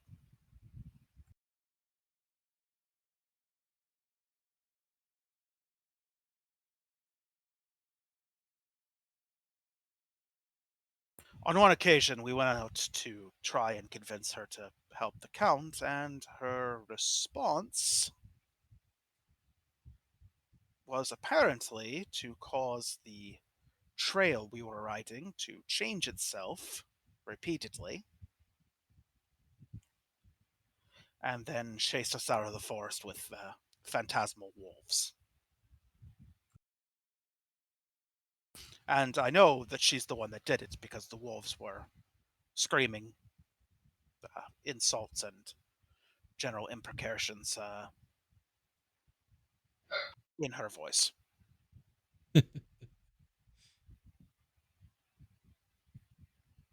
I like her. It would be charming if she wasn't doing it to me all the time. Also, Fair. if, the Count wasn't dying and about to take the entire county with him.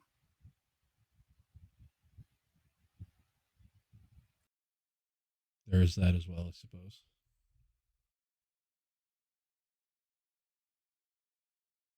It's a wee bit inconvenient. Speaking of the Count, what type of challenge should we be expecting? I haven't the slightest idea. It's been different basically every time.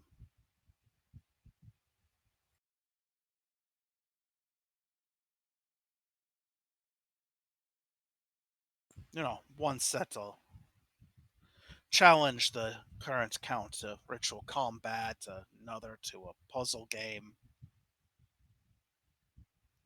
At least twice, all they said was, "I challenge you."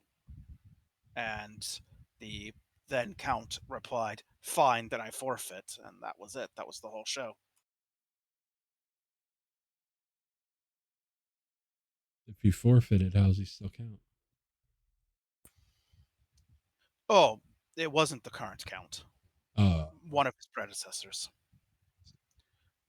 One of his ancestors, in fact, if you want to be absolutely technical. The job's been in the family for quite some time. I see.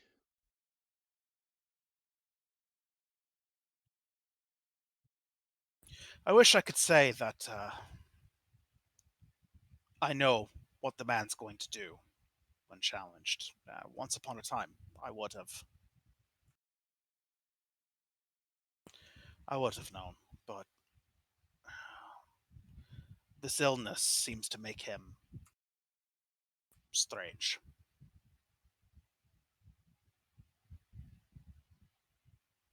He goes off on tangents,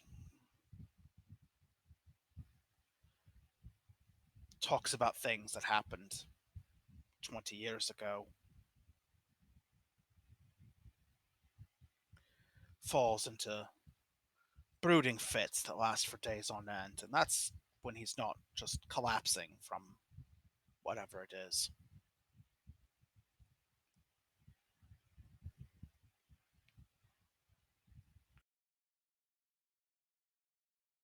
How long has he been sick? couple of months at this point.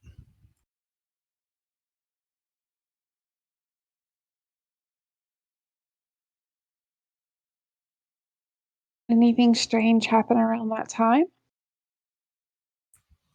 Nothing that I noticed. Strange things happen around here all the time, but nothing that I would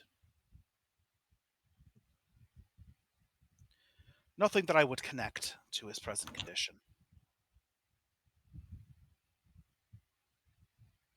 You know, there's the ghost lights in the forest, the talking creek, that sort of thing. Things you get used to when you've lived here a while.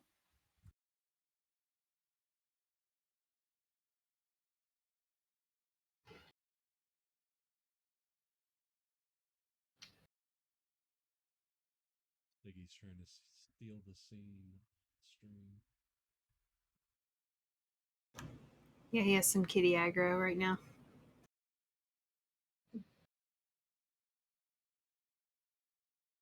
Kitty aggro?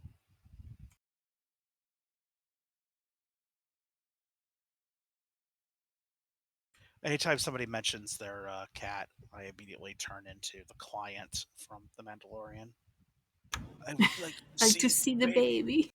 Yes. Mhm. She is currently on his stream screen right now. I am going to see the baby. Mhm. It's a floof.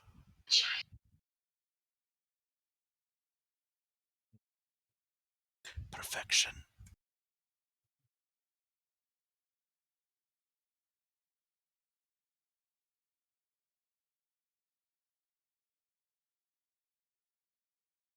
He would like to challenge the count. She would like to challenge the count. Very suddenly, you hear a clashing and a rattling and a clattering on outside of the Great Hall, and then most of a suit of armor with a person inside of it. That's the best way I could describe how badly this armor fits. Comes stumbling into the room and right into one of the tables. Oof. Stands there wheezing for a moment, then straightens up. Tries several times to get the visor of the helmet to stay up, and then with a absolutely sulfurous sounding curse, yanks it off his head and throws it across the room into the fireplace. Fortunately, the fireplace is not lit. Fuck it! Ugh! The Count bursts into an explosion of coughing. He is a absolutely sallow person. Just almost actually yellow. Like actual for real yellow. Bloodshot eyes, racking cough that he breaks into periodically. He looks like he hasn't been eating well. Sunken cheeks, almost skeletal looking face. But despite this, there is a strange sort of. You're not exactly sure if you would call it charisma. It's almost more like an air of menace around him.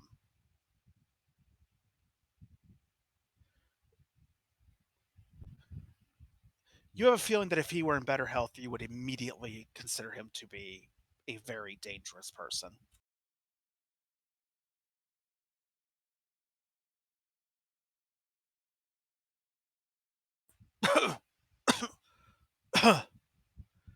Ugh. Let's. Who?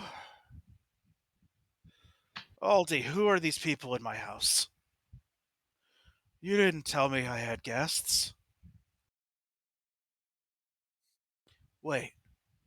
No. No, you said something about challengers. Right? Is that you? Was that you? He points two of you at random. Me? No, not you. You wouldn't even fit on the throne. I have dogs bigger than you. Not me. Well, it's one of you, isn't it? Yes. Eh? You didn't come all this way for nothing.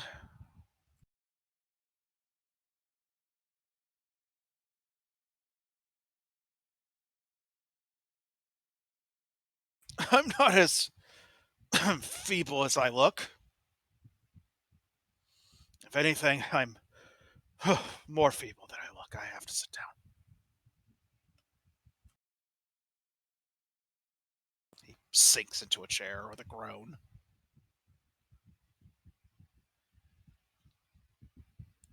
So, what of it, huh? I must cut a fairly pathetic figure, huh?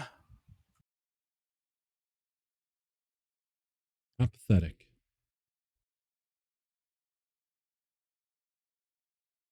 Ugh. I'll settle for pitiable.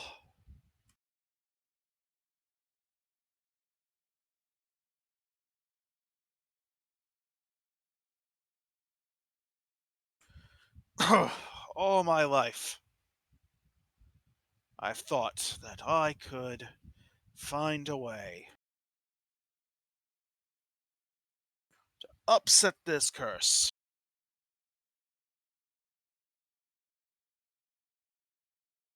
End this ridiculous cycle of challenges.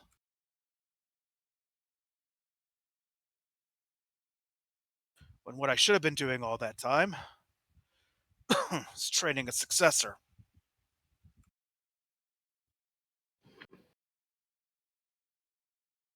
Oh well. If mortals weren't fools, the gods would have nothing to do, right? I suppose you're right. You're a likely looking bunch anyway.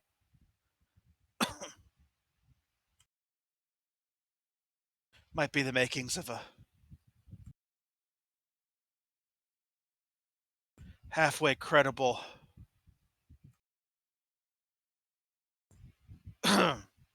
credible dead watch in a lot of you. One of you might even do for my job.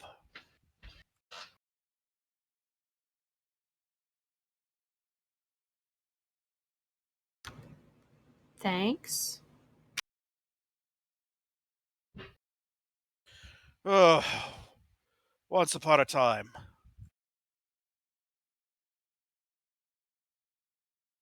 before I had the lungs of a man 6 times my age.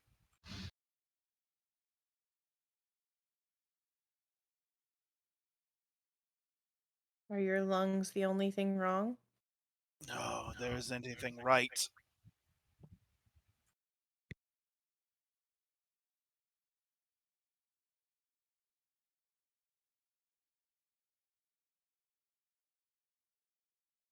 I can scarcely breathe.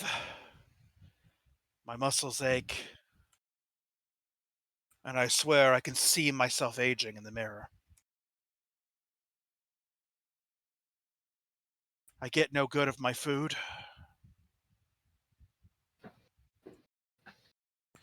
And my strength has wholly departed from me.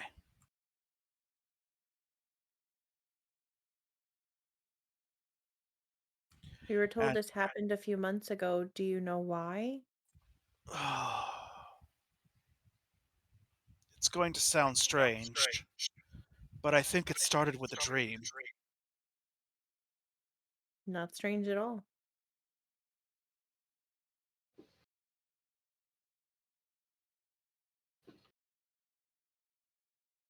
Would you be willing to tell us about the dream? May as well. Be no point in accepting your challenge only for you to get whatever it is that I've gotten.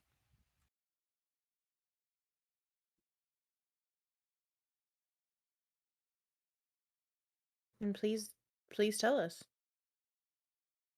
A couple of months ago, I was up late, as I am wont to do.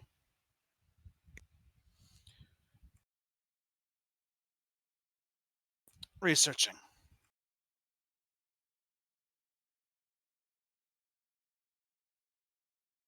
Looking for some means to toss this curse out already.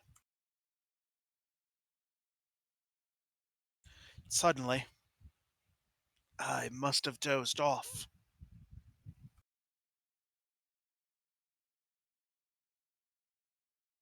Because the next thing I know, I'm in the forest. Near the Talking Creek. There's an old cairn out there. Not sure what it barks. Something important, I'm sure. For all I know, it could be a ancient navigational aid. And I walked up to this cairn, and suddenly there was a shape. A woman with antlers. At least I think it was a woman. She, spoke to me. I don't remember what she said.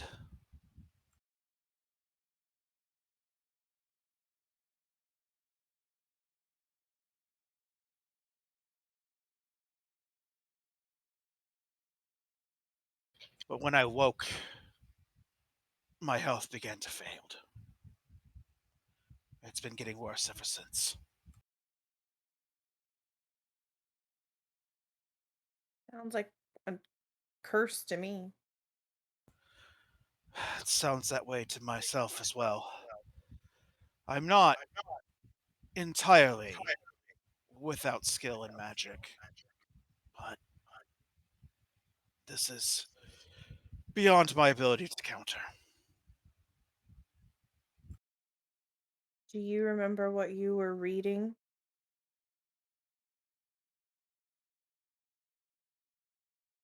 Yes, it was a treatise on bone lights. Have you ever seen one? A bone light? Can't say that I have. No. It's a strange occultic fire. It can only be ignited using very, very old bones. Uh, when you use a bone light, you can see hidden things.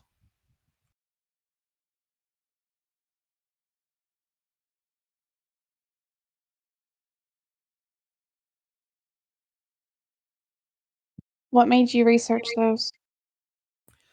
Uh, one of the properties of bone lights, the things that they can reveal, includes the indelible patterns left by curses.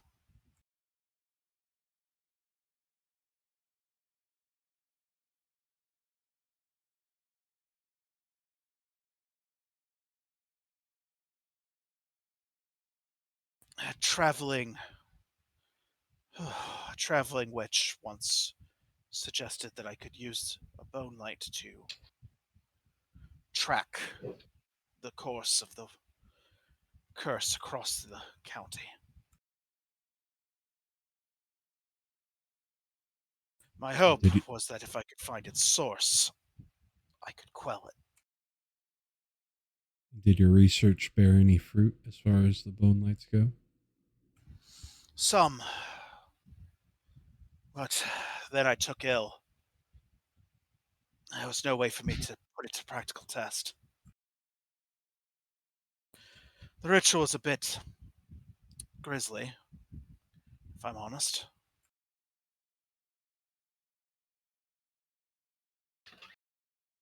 You do have to dig up the dead and so on.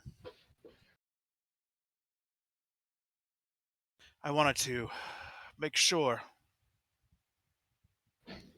that I had a method for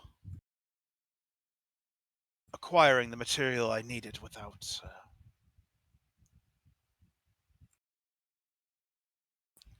unduly distressing whoever's bones it belonged to. You might guess that we're sensitive about that sort of thing around here. I would imagine. Of course. What with all the undead.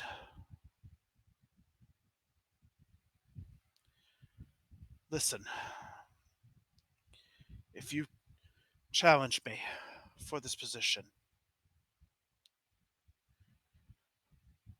you have to know what you're getting into. Of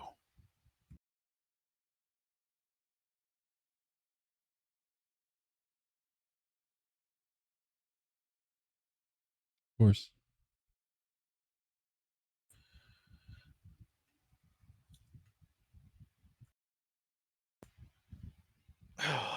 What it threatens to do to you.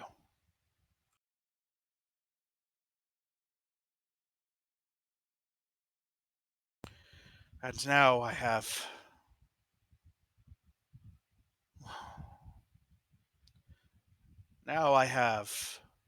very little time to instruct someone who wishes to challenge me.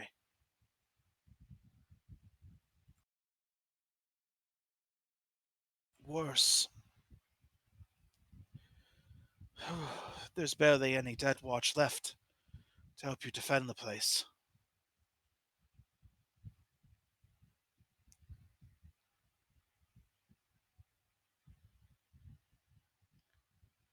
And I assure you, you'll need it.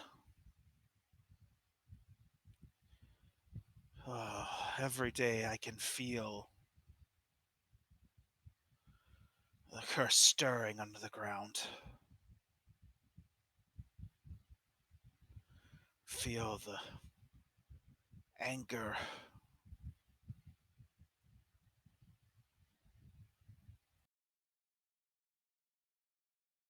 I worry that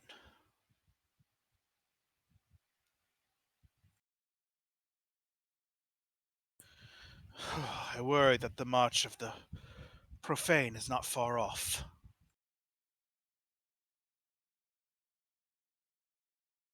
We intend to make sure that it is, or possibly never happens.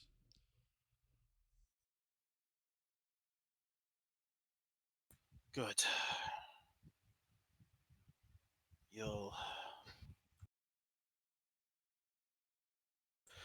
You'll need that. You'll need that courage. God, I'm at the point where a conversation wears me out.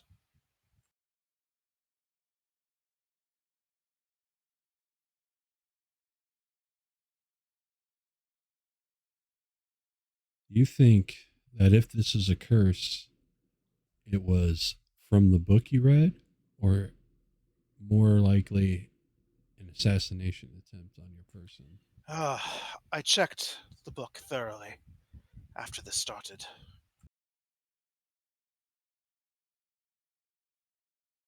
I could find no sign of hazardous writing.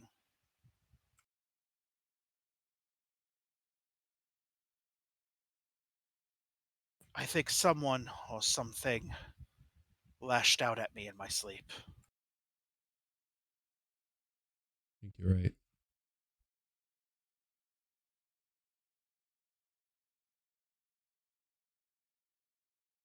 Of course, I have no idea what.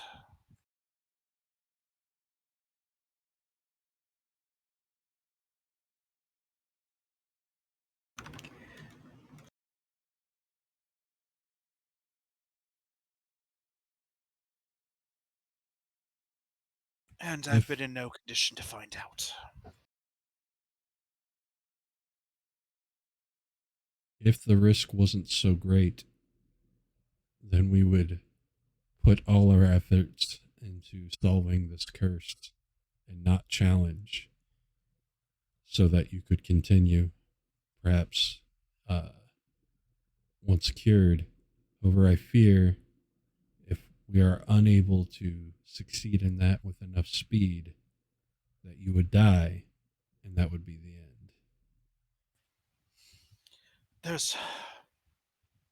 There's no time for me to recover. I need to be replaced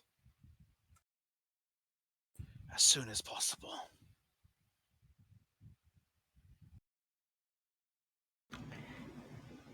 So Pop Pop, what is afflicting him? Would discern secrets maybe be applicable to kind of figure out like what is the root of his ailment or have a better idea of where to start looking? As a matter of fact, you can um, attempt a recall knowledge with the benefit of discern secrets.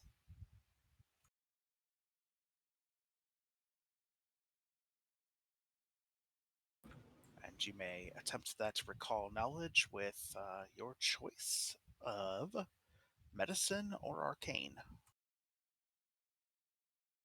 Or occult, if you happen to be trained in that. I am trained in that. And in arcane and in medicine. No, you should pick one of those.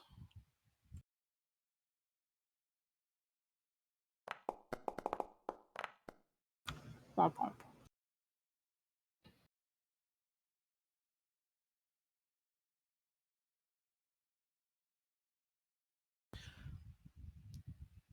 As you're sitting there, listening to him talk and studying his appearance,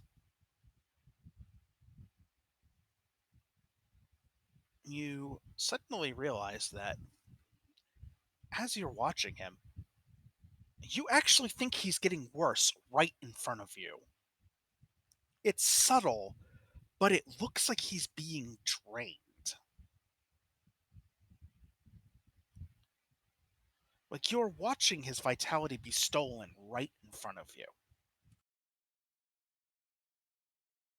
And that definitely sounds like a magical attack. Possibly even a curse. Curse. Does he have any item immediately on him that maybe radiates a kind of magic that would be draining him? Well, if you have either of the two magic detecting cantrips, you can try activating that. I do. All right. You do discern the existence of magic within 30 feet of you that you are not already expecting. You're already used to the magic given off by Old Wolf's equipment and those of your party members and yourself, and there is a new magical effect which is coming from somewhere within 30 feet of you. That distance also includes the count.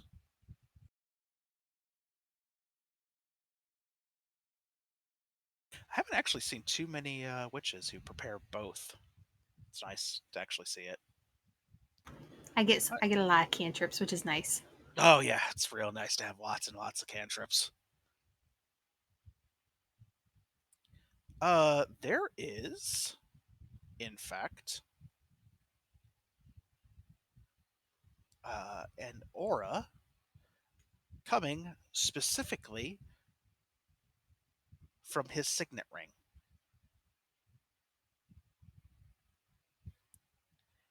And in fact, the signet ring is giving off a necromancy aura. Aha. Eureka.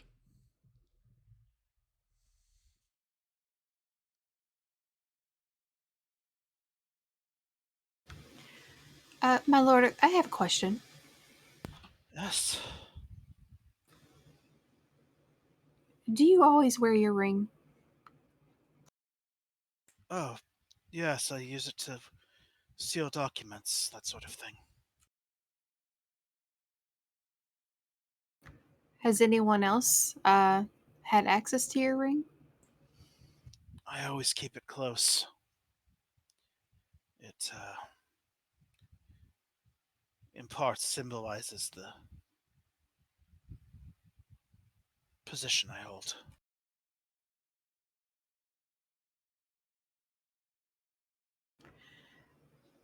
There's currently some magic about your ring right now that I suspect is what is making you literally waste away more in front of my eyes right now. It's that fast. Wait, my signet is giving off magic? Yes. I've never sensed it. As I said, I have some familiarity with magic. I can use a... Oh, well, I could use a handful of cantrips. I've been losing my magical ability of late. Almost like I'm too weak to express it. It's very specifically a necromantic effect. I don't use necromancy. Is my Um, ring cursed? It could be, sir. Can you remove it? He promptly grabs the ring. It sits rather loosely on his finger, or at least appears to, and pulls. Then pulls harder. You can actually see the point where, like, he's pulling hard enough that you hear his knuckle pop, and then he winces, curses quietly under his breath, and shakes his hand out. It's not coming off.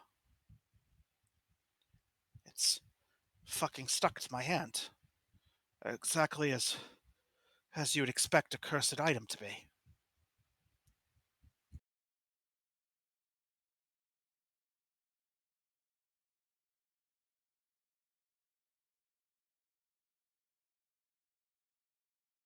Byron looks at Adamiri with pride. He's clearly impressed.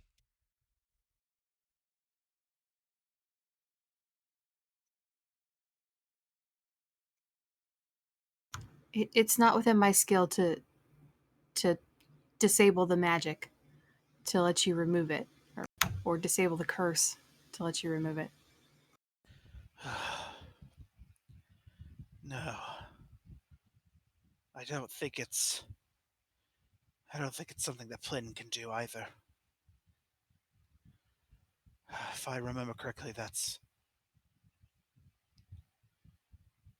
a fairly powerful spell. Not something that a novice practitioner would be able to use.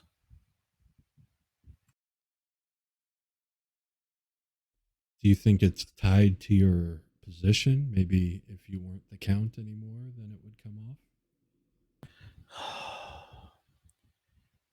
You mean somebody specifically cursed the Count of Fellwater, not me?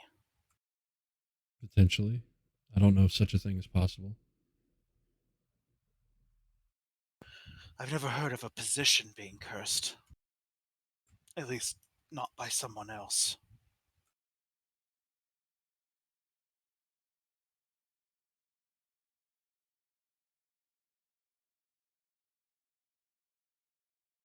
Well, something else to bring to the attention of the witch should we be able to gain audience with her.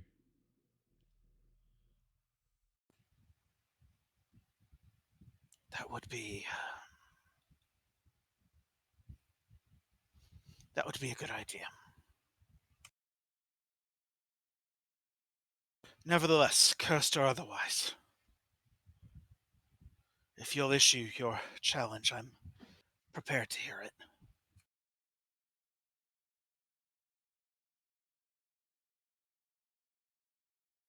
Byron looks to the group. We said we'd decide when we got here.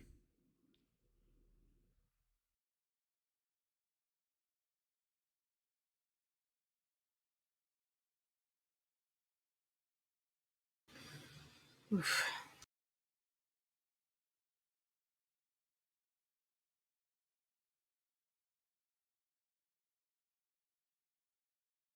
If this curse is really attached to the position and not the person, do we want the strongest of us to possibly become afflicted with that?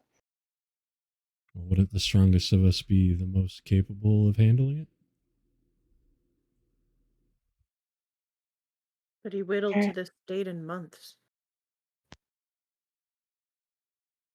Right, but he doesn't have such gifted arcanists with him. Or those in touch with the natural land, such as you are.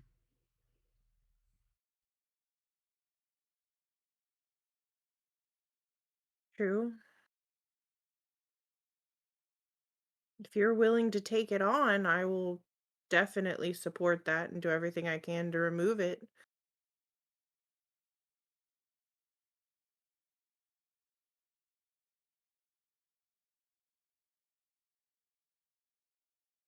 He looks at Lauren.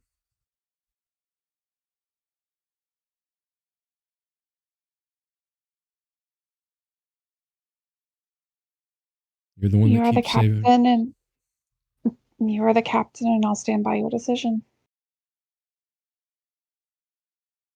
You're the one that keeps saving my ass. Are you up to keep doing it?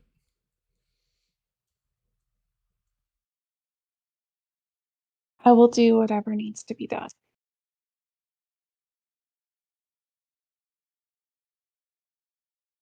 Rixie, what do you think? Huh? Oh. You have the best judgment so far. Yes. I trust. All right, Count, I challenge you. I accept. Name your challenge.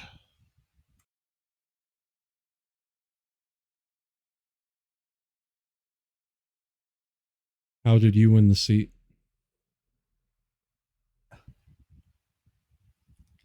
Trial by combat, I'm afraid.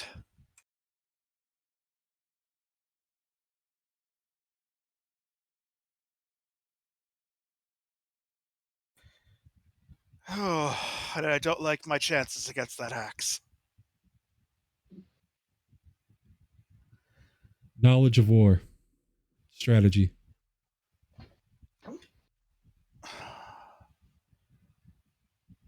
I think you begin to discern the condition that the county is currently in.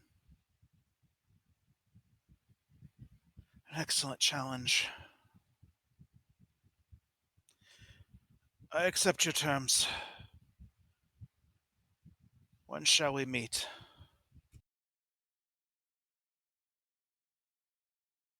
At your convenience. Excellent. Then I shall have a cup of tea, and then we'll meet. And the good news is I can get out of this fucking armor and into something a little more comfortable. I shall return in an hour. We'll be here. Good. Good. He stands, wobbles a bit, and then you can actually see him, like, will himself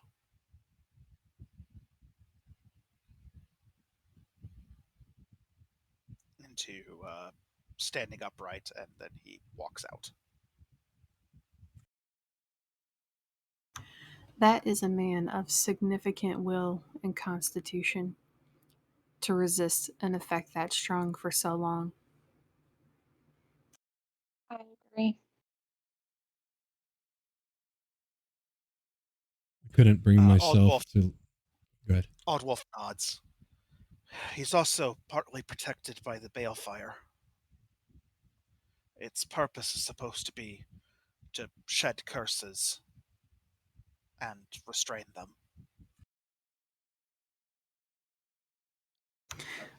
What would happen if he thrust his hand into the balefire? Well, I imagine he would be burned rather badly. Would it remove the ring? Probably remove his hand along with it. I see. When the balefire is, let's say, doing what it does, it can burn at exceedingly high temperatures. He taps the bastard sword on his back. This and the other weapons like it were tempered using the balefire. I see.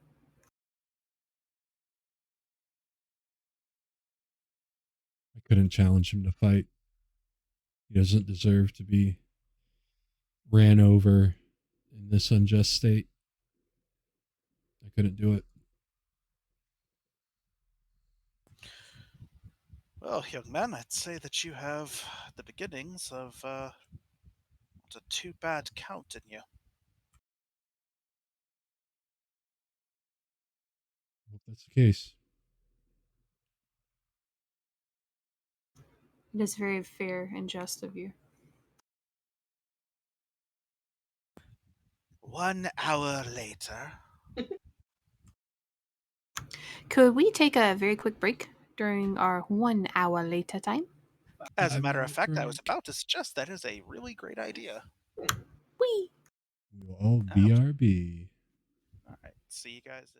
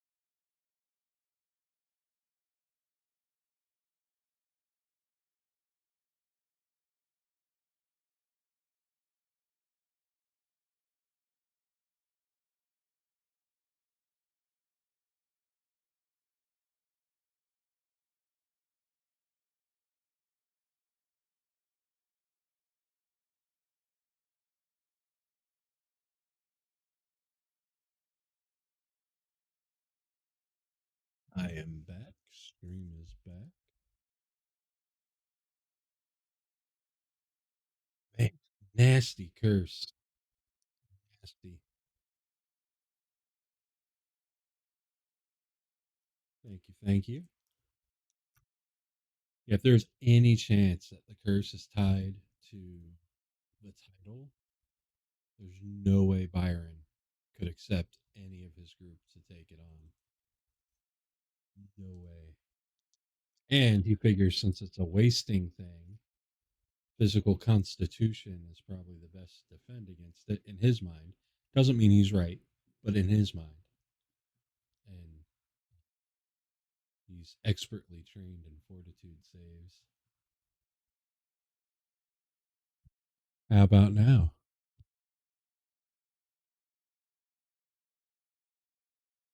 It was fine before the break.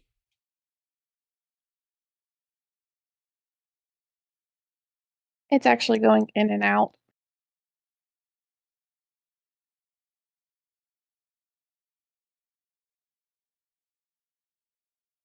Chat says much better. How's it on Discord now? It's good now. Okay.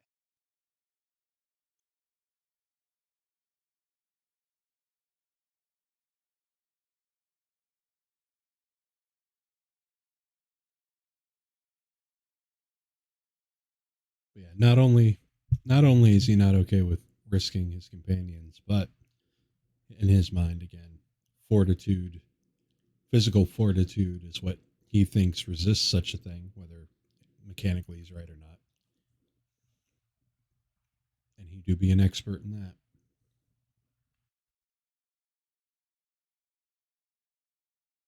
I see where he's coming from. My concern is that it will hit than what we're expecting it, and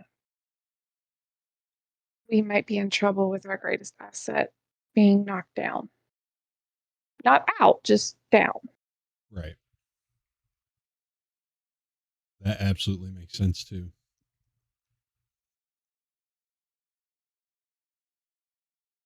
Hopefully, the curse is only on this guy, and none of this will be a problem. My fingers are crossed.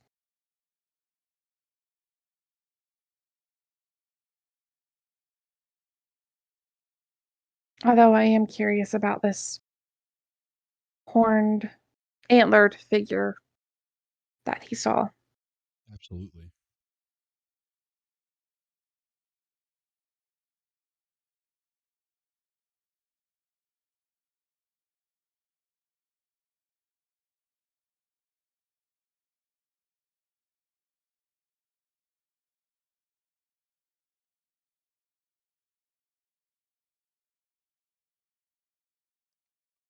Now, the question is for this challenge, is there a guidance like spell in Pathfinder 2e to help with a skill check? I'm actually looking now.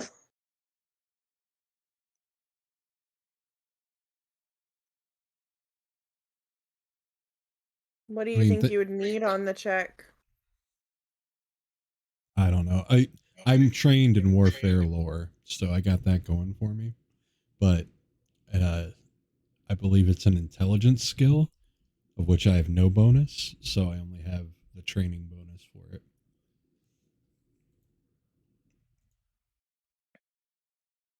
I have a spell that gives you an extra charisma bonus, but that's it. Gotcha.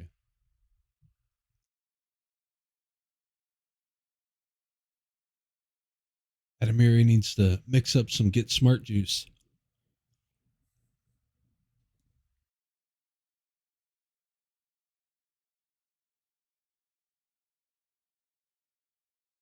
Ooh, realized I was still muted. The Get Smart juice. I don't know if I have any of that. I wonder if it's called alcohol. That's the Think You're Smart juice at the very least.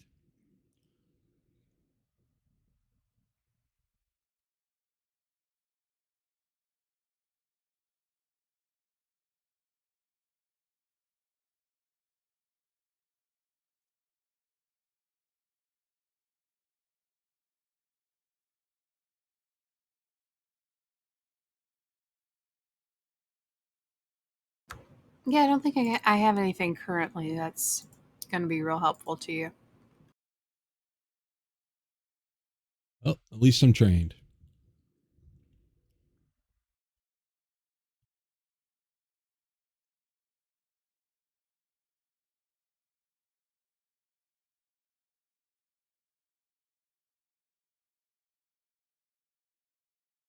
I realized I had my headset still muted.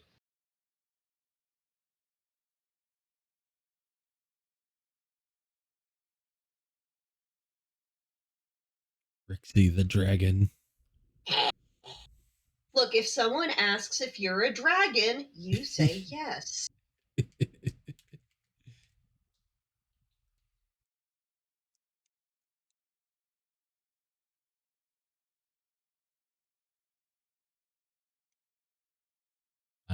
I agree. So same page.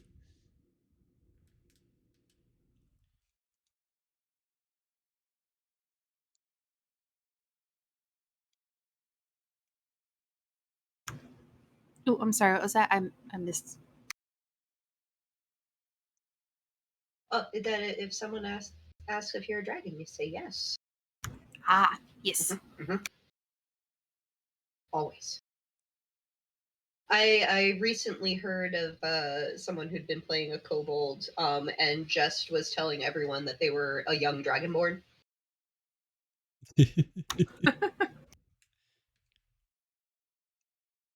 Nice.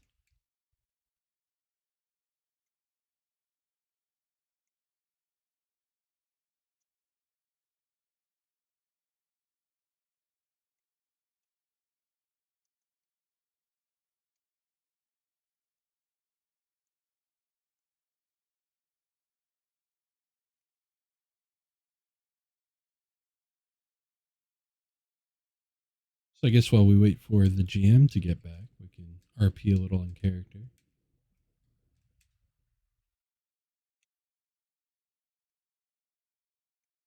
I'm So up for that. the next time we're in a place where we can buy such things, I think we all should get these potion belts and just fill them with healing potions so we can keep our feet in a fight and everybody can try to focus on what they're good at. Not at all that I mind Lauren coming in and saving our asses, because I don't know how you do that in the middle of a fight, but it's impressive. It really is. I appreciate that. But No, go ahead. oh no, I'm sorry. Go ahead, please. If my ice doesn't hit, I'm not really helpful. You're swinging that short sword pretty well. I kind of forgot I had it.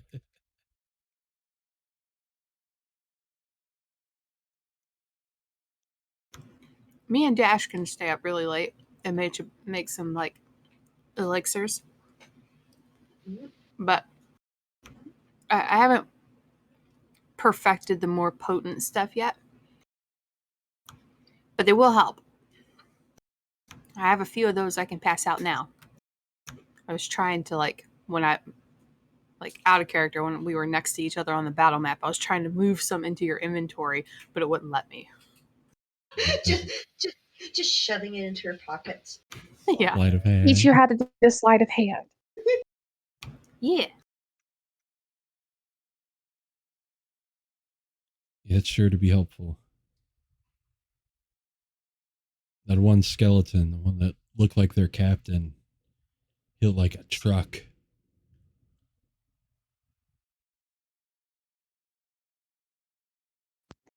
His eyes were weird.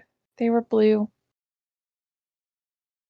Do you see similar eyes across the fire from us there? I was just going to ask that. I saw that. Yeah.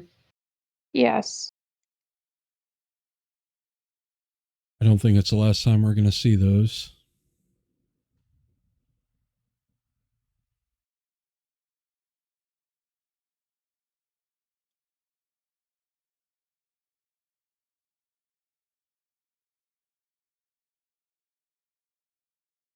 my axe, I had it enchanted, so I feel like it's singing. When it swings, it's singing, but maybe there's a way to strengthen it even further against the undead. I feel like that's going to be our biggest opponent, at least in this county.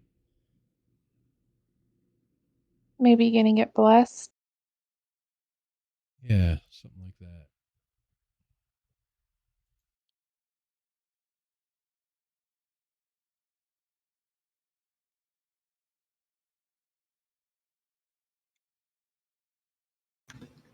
Yeah, I think the enchantment you have, the lasting enchantment, is the same or maybe better than what I could imbue your weapon with. So The one I have lets me be more precise with my swings. But whatever you do to my weapon, it's like it adds 20 pounds, but only in a good way.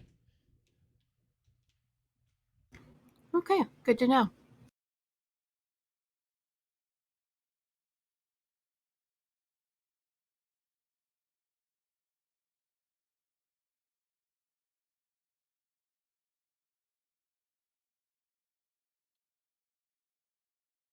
I hope we're able to save the count after all this. It's just watching somebody that you could see the strength that he used to bear just waste away like this. It's, well, to say it's not fair is an understatement.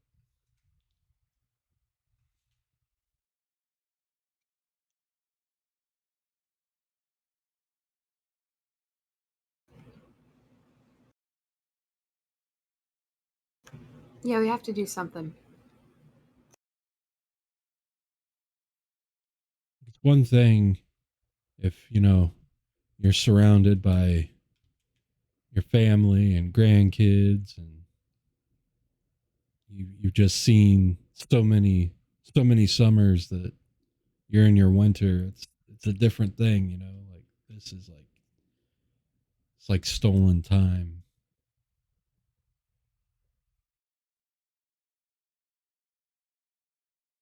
it's it's simultaneously too quick but drawn out and slow. If that makes sense.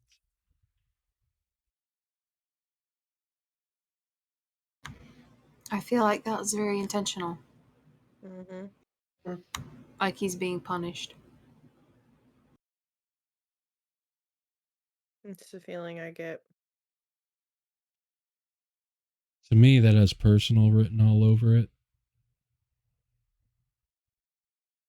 Very much so.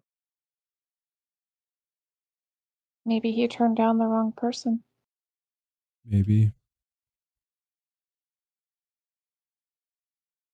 Maybe he beat the wrong person That's in a exactly what I challenge. was just thinking.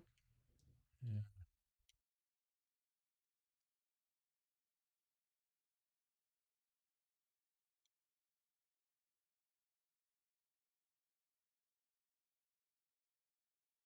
Well, maybe if we can talk to the Witch of the Wood, then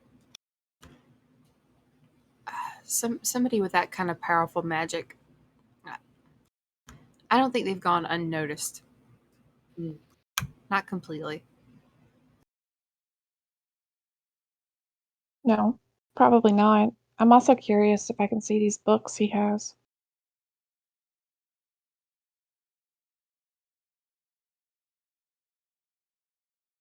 Well, if I win, you'll definitely be able to.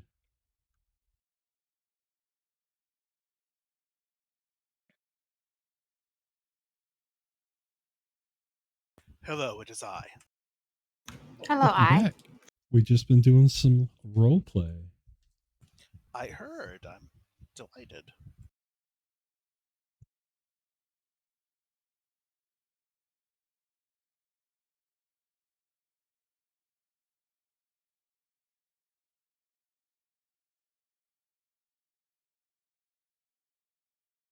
Byron's doing some mental stretches. Mhm. Doesn't want to pull a cerebral hammy.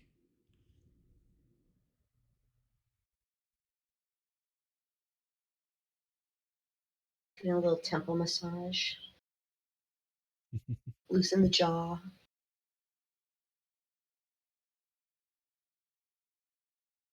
Release all the tension. Flank, route, defend. He stays it over and over. After Pull an out hour and apparently a pot of tea. some flashcards. Yeah. What is interesting about the Count's appearance when he returns is that he looks just as terrible as before, but he's moving easier. Even accounting for the fact that he's not staggering around in his armor. Gotta get that tea recipe. I'm not saying the man just drank a whole bunch of willow bark tea, but and drank a whole pot of willow bark tea. He is on the best painkillers available to him right now. She takes one of the little sticky notes on Dash's side and like writes willow bark and then puts it back on there. The ingredient list. This is obviously a performance enhancing drug. Yes.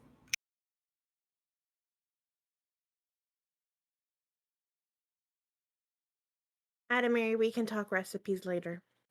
Indeed.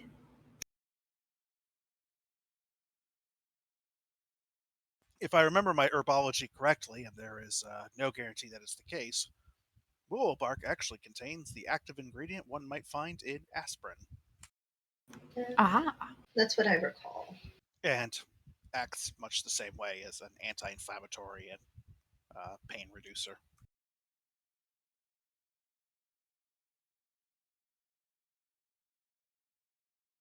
You are correct. Fucking Googled. Look at me knowing shit.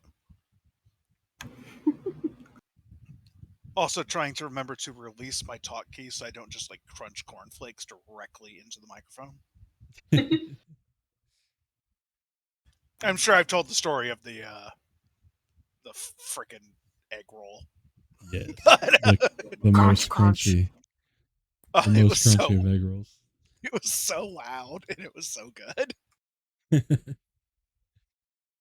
Hilariously, I didn't even see egg roll. I didn't even say egg roll, and one of the people in my stream was like, egg rolls. So what the fuck? Nice. How do you know what an egg roll sounds like by its crunch? Gaming with a little side of mastication.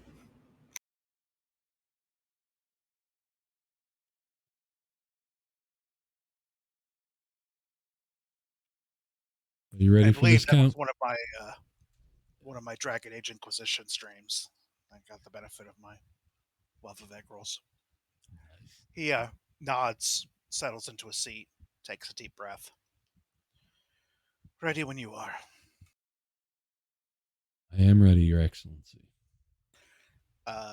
Aldwolf, who had previously left the room, comes into the Great Hall and sets a box on the table. He opens it with the benefit of a small brass key built into the front of it, opening it up and begins taking things out of its velvet-lined interior.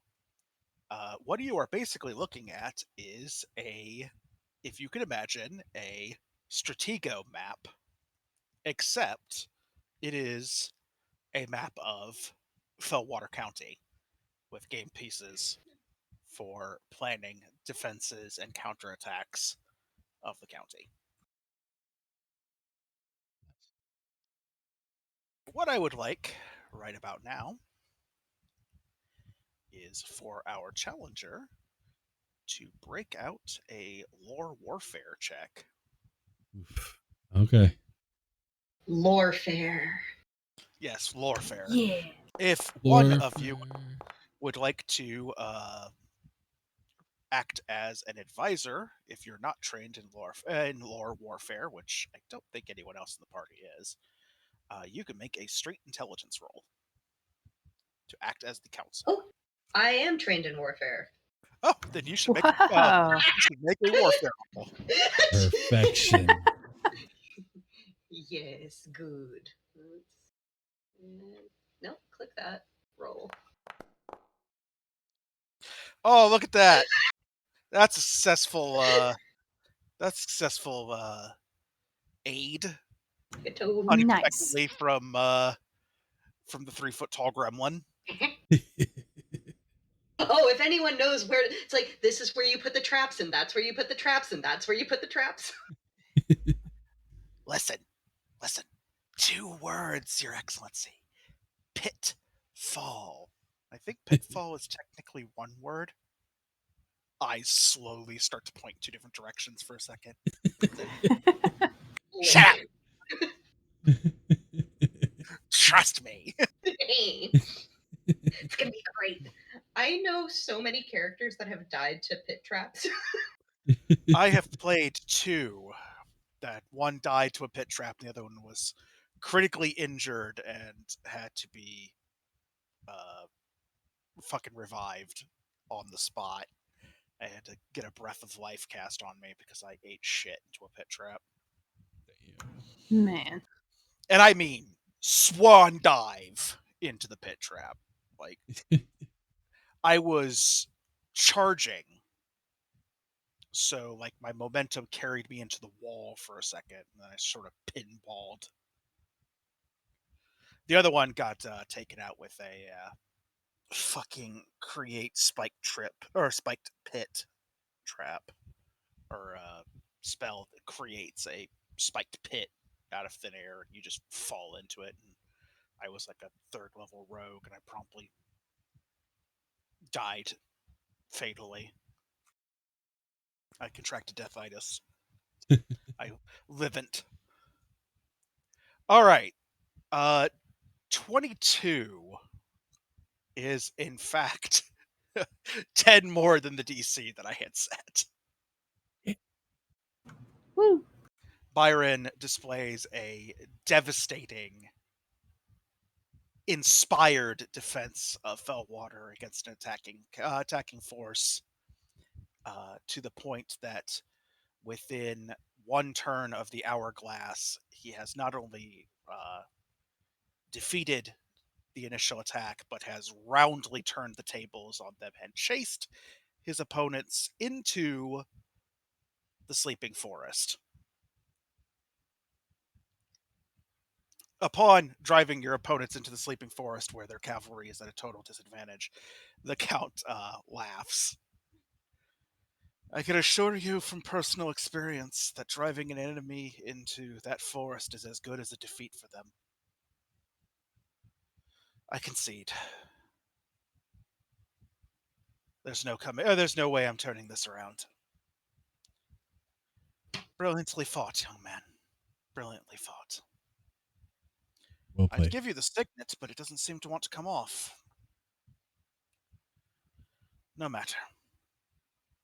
No matter. We'll have a new one made. So, Count, what is your first duty?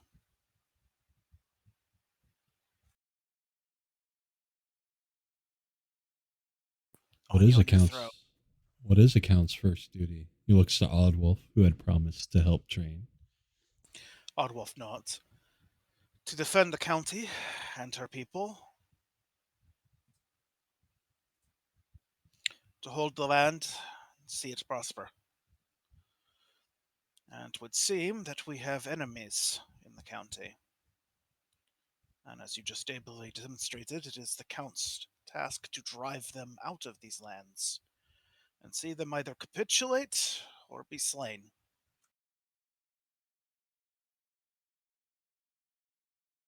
That is exactly what we'll do. The former Count nods. That's a weight off of my mind. A little bit of a headache coming on. Yeah, stands, nods. Let me be the first to address you, then. First of your line. Count Blackthorn of the County Fellwater.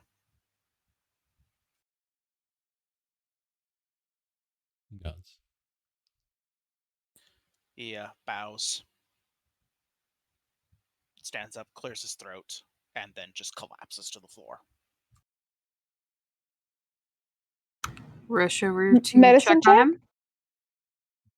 All right. As you're examining him, his pulse is thin and reedy, and you would describe his condition actually as exhaustion and malnutrition. He's got all the signs.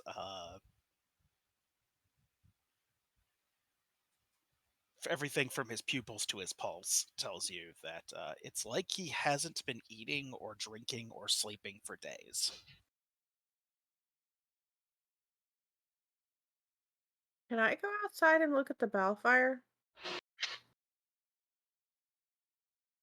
Absolutely. So when you get outside, the first thing you notice is Because it's supposed to mimic what the current. outside. First thing you notice is you're looking. As you're craning your head back to look up at the balefire, you watch the banners slowly turn black.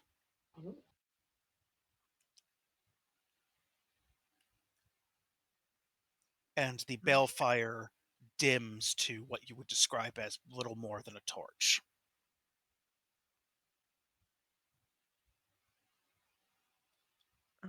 Then suddenly, it's like watching colored water run over the banners.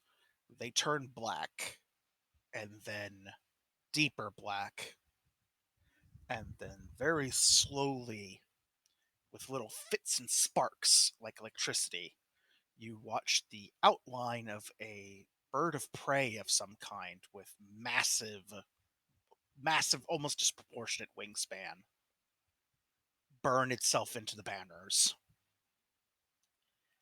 Clutched in the bird's talons is a double-bitted battle axe with a long haft and a counterweight, and a small crown appears over the head of the bird.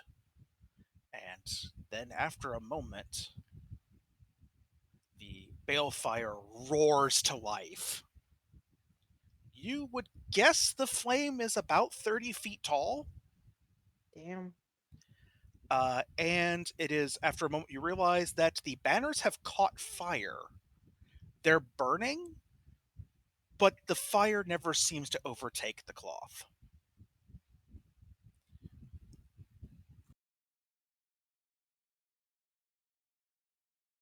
As long as it's not fucking epic. Right. Right. So I'm gonna go back in and I guess, because does this banner look like it would be Byron's, or does this look different? Well, your best guess is that the bird inscribed on the banner, because the banner is burning but not burning. You're pretty sure is a phoenix. That's a phoenix. Okay, cool. Just wanted to check and make sure.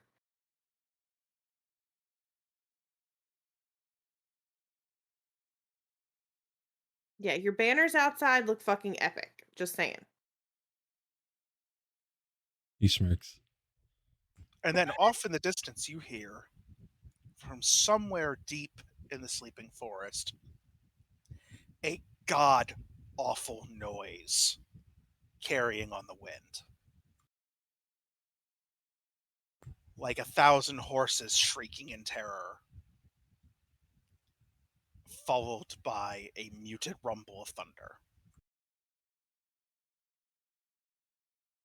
Something didn't like that. Let's go to the ramparts and see what we can see. The count on the floor stirs a little bit, coughs. Sounds like someone just got thwarted. I hope. Oh, my head is killing me. Old Wolf, if you'd be so kind. If I'm going to die, I'd like to do it in bed. And if I'm not going to die, then I need a nap. And I'd prefer to do that in bed. Aldwolf nods and rather easily lifts the suddenly frail and significantly older-looking count. You realize that in the time that he was on the floor, that his formerly very dark strawberry blonde hair has turned ash gray. Oof.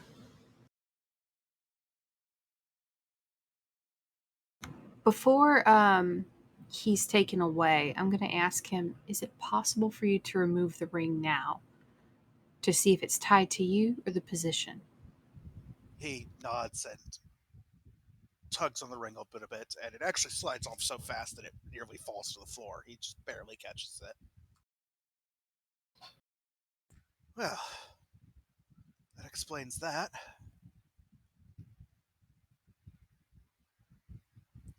Do you still sense the curse, Adamiri? I will read the aura of the ring again and detect magic, whichever. If I need to do a combo of both again, I will, to see if the magic is still there, the curse is still there. All right. Well, starting with Read Aura, you can target the ring specifically with Read Aura. It still has, it is still radiating necromancy magic. If I remember Read Aura correctly, it also gives you.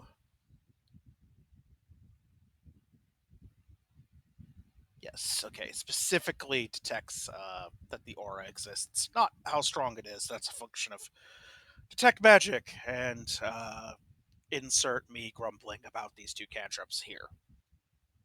They are by far my least favorite thing in Pathfinder 2e. I don't know why they felt it necessary to do this.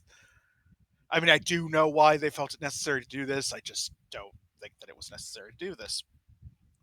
Anyway, yes, the ring is still necromantic. You give off the pulse that detects magic in your area, and you find no auras that you are not already expecting. Okay. I wonder if we can hold it in the balefire now while it's not on anybody's finger.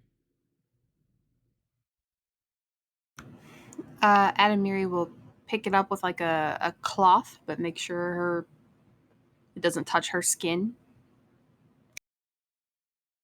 So we can set it in the balefire and see. Holy crap, that thing is cold. Ugh. It's cold. Tully, he calls out.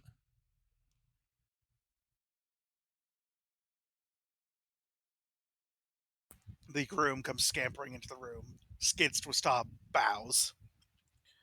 Yes, Your Grace?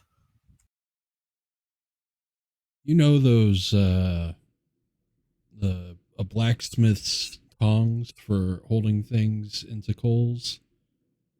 Can you fetch it from the blacksmith or the farrier, whoever has it? On my way, sir. Thank you. He turns and spreads out of the room. Comes back about 2 minutes later, carrying the tongs. These the ones? Yes, perfection. Thank you. Took me a second to find them. The smith left in a bit of a huff and didn't quite organize his tool racks before he went. We'll handle that later. Thank you. And we'll head up to the balefire. All right, you take a series of winding stairs all the way up, and finally exit via a hatch in the floor of the highest tower of the manor, and are greeted with a blast of heat. Because there's a 30-foot tall bonfire roaring inside of what looks like well, strangely enough, the brazier itself appears to be made out of carved wood. Told you, epic. The bonfire is flickering through shades of blue and green. And curiously, the closer you are to it, as you attempt to overcome the heat to get closer, you begin to hear whispers coming from the fire itself.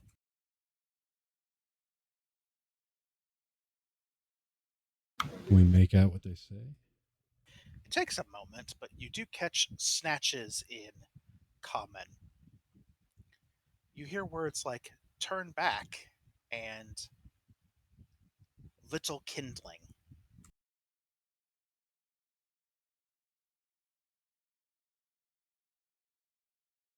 Is the fire telling us not to burn ourselves? You get the impression that if you get more than about 20 feet away from this fire, you're actually going to start cooking in your own armor. Does that apply to me?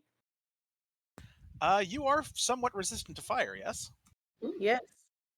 You can get closer. I'll take it. All right, Strilla, you got to take the ring to Mordor. Yep, I'll take it in the tongs and I'll walk it as close as I can and outstretch my arm and try and burn it in the balefire. As you move across the open area at the top of the tower, you are aware of a palpable pressure coming off of the balefire. It's like it's pushing against you. Force your way against this pressure closer and closer until you're within tongs reach of the fire. The whispers are becoming louder and more insistent. The last one you hear before thrusting the ring into the fire is bear the bale mark.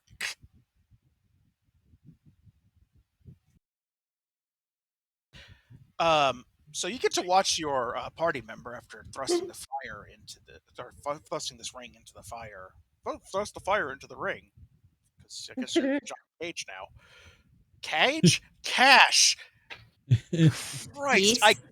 You know what? I make words for a living, but I can't talk for shit. I'm gonna pull my favorite excuse, which is this is my second language. There you go. So after thrusting the ring into the fire, you watch your party member just collapse to the ground. What looks like a absolutely unconscious faint. In the fire, you can see the signet ring isn't melting, but it is glowing. So bright you can see it through the fire.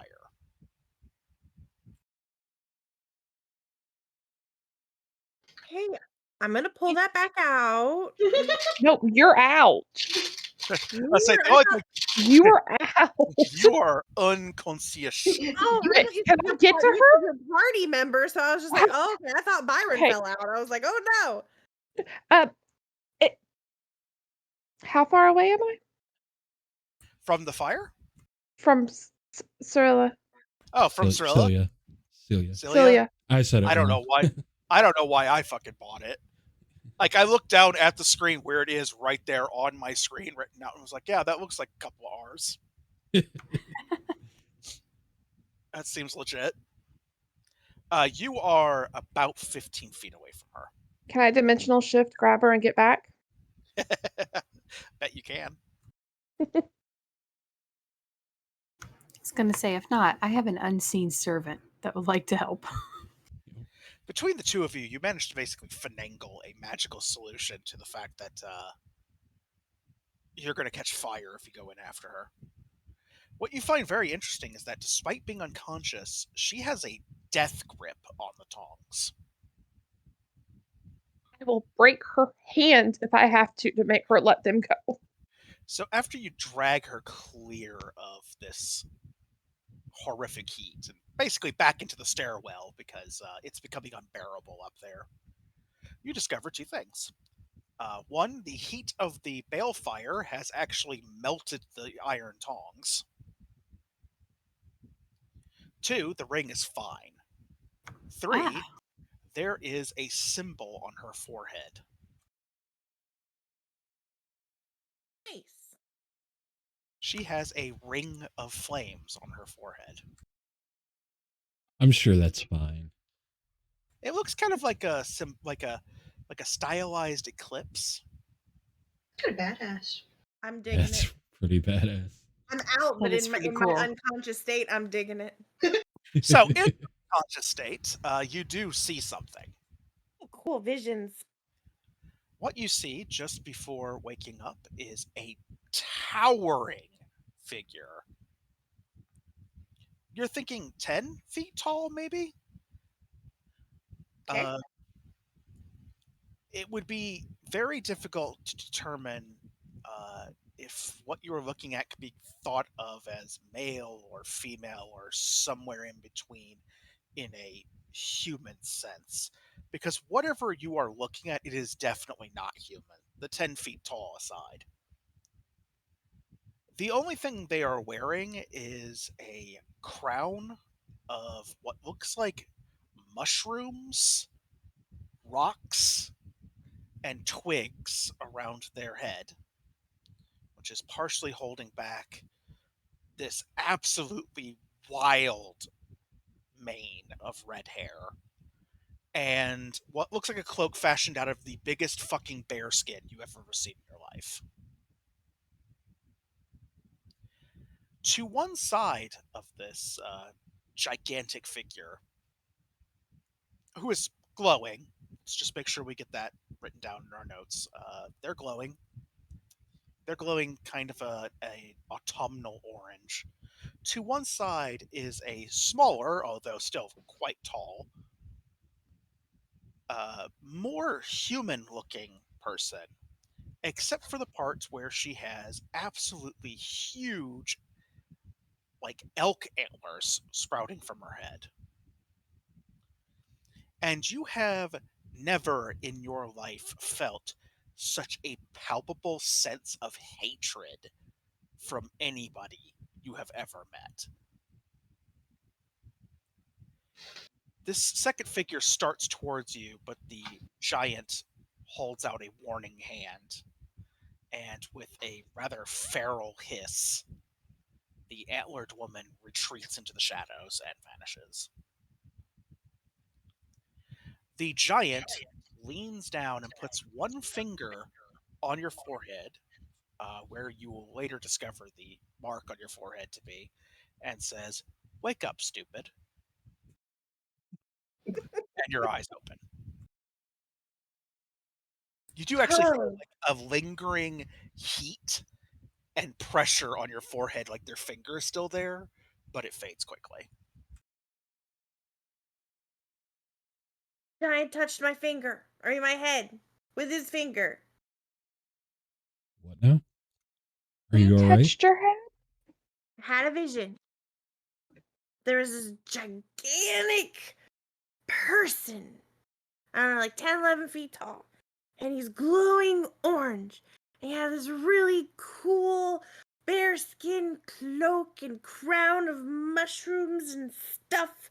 And then there was that thing that he talked about. The lady with the crown of the antlers. And she was pissed, like super pissed.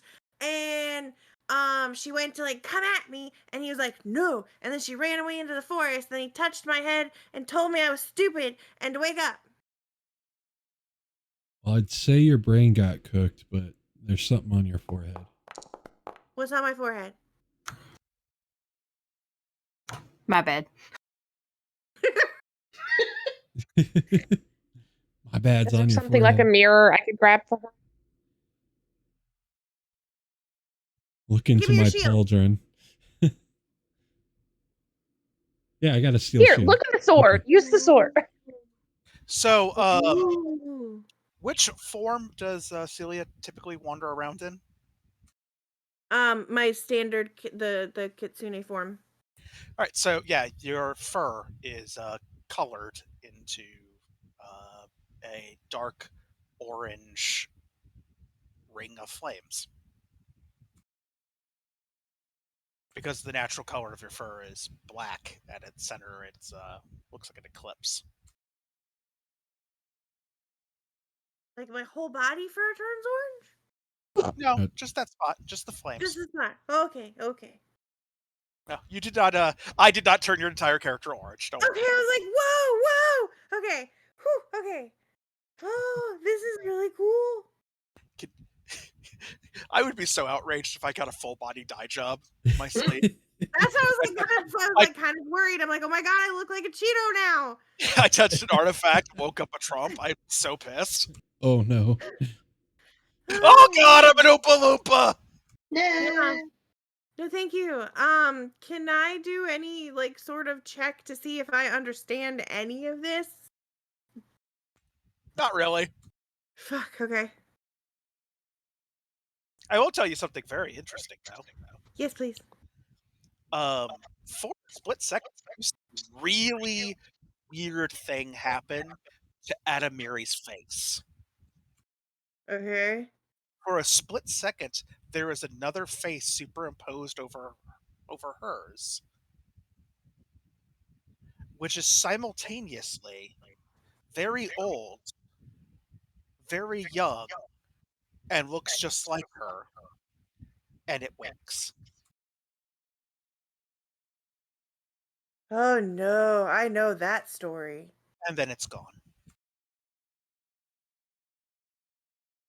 Mother, maiden, and crone all in one? Right? I'm not saying that somebody has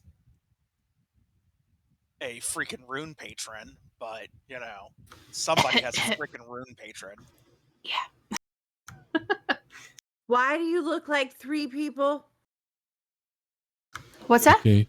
Her brain is cooked.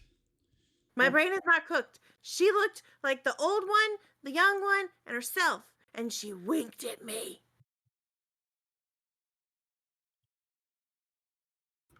You have never seen a cat look at you like you have completely come uncaulked before, but Biscuit is looking at you like you got mad brain problems. Biscuit, don't give me that eyeball. It was likely a trick of the light.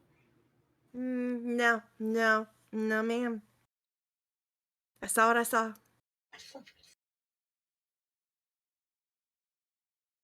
You didn't even know that cats could go and shake their head slowly, but Biscuit can. Sir, I'm going to need you to tone it down some, sir. I'm just saying, you were really close to that fire. And that's normal for me. Okay, so Delia's a little cooked, but seems to be okay. How about this ring, Adamiri? So, fun fact, the ring is completely undamaged by its trip to the fire. The tongs are fucked, though. Like, they are fused together. Hopefully the new blacksmith comes with their own pair. Right. You're also probably going to need something to split this set of tongs open so you can get the ring out. I'll work on that. After we get a curse check. Curse check. Yep, we are going to curse check over here. All right. Roll one, two. Targeting the ring with Read Aura, there is a magical effect present. Its school has changed from necromancy to abjuration.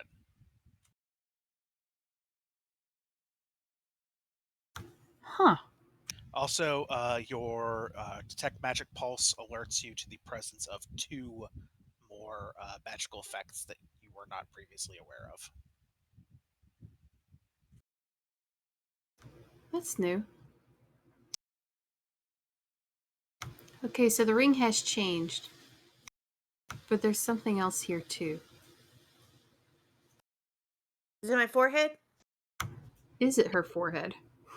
Would you like to target the mark on her forehead and attempt to read aura? Absolutely. I was going to target her forehead and then, with some hesitation, then target the balefire to see if it was the other one. If you know the answer to that. Yeah, if you look at the balefire with read aura, you go blind for a second. Just like your vision flares white. Oof. Okay, that's a Oh, incidentally, the balefire gives off an abjuration effect. If you're looking at Aha. it. Yeah, there's a necromancy effect coming from her forehead. Oh no.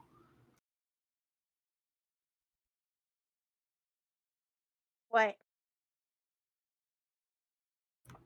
The mark on your head. It is necromantic. Ah, balls.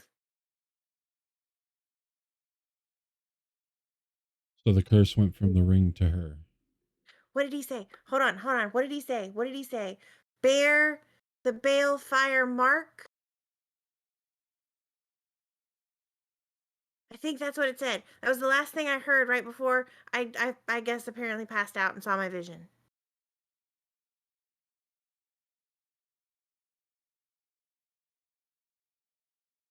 The balefire is good. Maybe that's a good thing. So the balefire, the magic of the balefire has transferred, the type of magic that it is, has transferred to the ring. The ring and the balefire have the same type of magic. I think somebody cursed the balefire.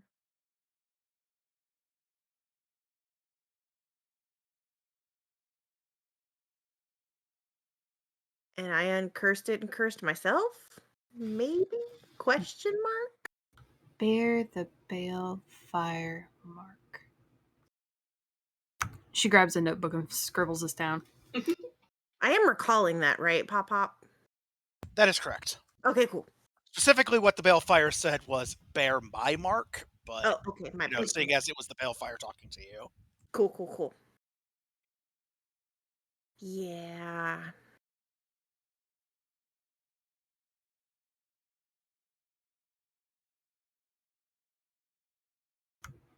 Is there any history of this happening any other time?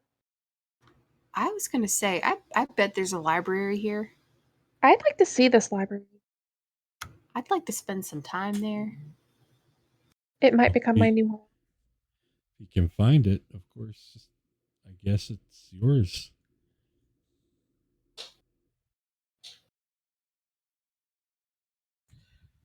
Fortunately, you do have a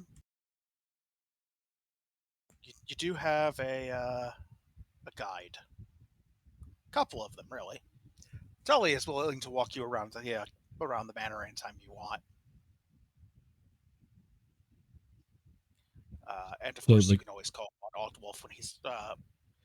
Aldwolf can generally be found watching over the count, or rather the former count.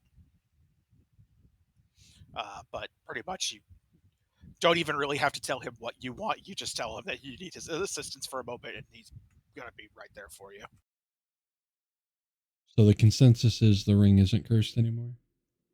Well, so I don't believe it's. No, it does not have this necromantic effect on it any longer. It has the same magic as the balefire, which is more of an abjuration effect. But the mark on Celia is necromantic. I understand. I'm asking about the ring specifically before I put it on. I don't think it's cursed anymore. But I don't know for sure. What is abjuration? I think that's going to be more out of Mary's domain.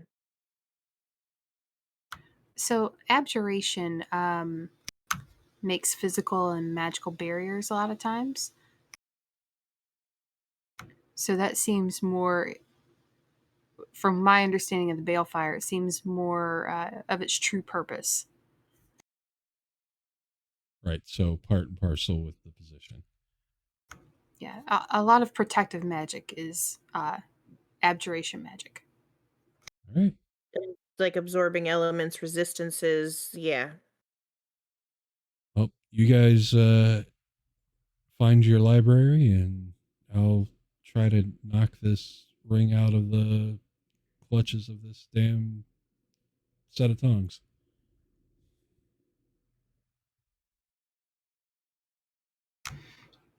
And Pop, can I have the Right Honorable Sir Balderdash Cobblepot III make some ration potions. He is delighted, in as far as he can be delighted about anything, to undertake that task for you. Perfect. Because I would like to make sure to immediately give one to the former Count, since it doesn't seem that he's eaten, and since he's probably not likely to keep anything down immediately, this would maybe be a good start for him. It actually seems to start working on him pretty quickly. Sweet. He coughs quietly and then nods. I think we can safely conclude that the curse was physically draining me. Like it was stealing away my vitality. It's going to take time for me to recover if the new Count doesn't mind having me as a house guest until while I do. Insist.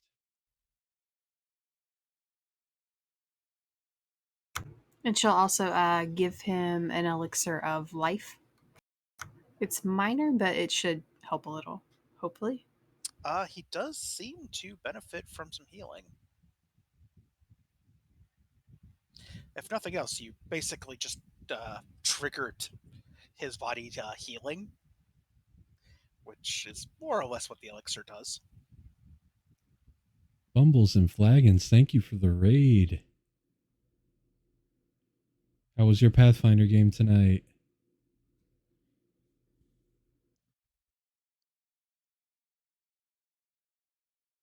Got some Pathfinder community love. Nice. Woo! We will go find the library. All right, the library. Once you are shown where it is, Nice one, according to plan. Holy shit. Of several tiers of bookshelves. There's actually like a little ladder on wheels attached to a rail that you can like push in circles around the entire room. My character just became Count. And exploring the basically library it to help has fight 5 a curse. sections which relate to specifically the history of the county, the laws of the county. Yeah, I've been playing a and long a time. large and I can tell section you, rarely on. does it go as planned. It's Rarely. actually interesting. It seems to be a combination, very intentional combination, of studies of both magic and warfare. You're starting to get the impression, perhaps, that the Count is a magus. Aha. In fact, Sunday morning we're going to have a heist-themed D&D game on the channel here. It's going to be D&D 5e, but the whole premise of this short-run campaign While we're is a in the heist. library, can I kind of run through that compendium I got to see if there's anything in there about what I saw? You sure can. You can roll a knowledge nature with the compendium's bonus. We have to steal something called the Dragon's Tear. Right, how do And do I the need game to is use it going to be somehow or called no? Nope. Love you just, and Larceny. When you're doing your daily preparations, you if you take time to read the book as part of your studies or as part of your preparations, you get its bonus. Cool. All right, you said a nature. That is correct. I guess I'll roll and we'll just add because I don't remember what it is.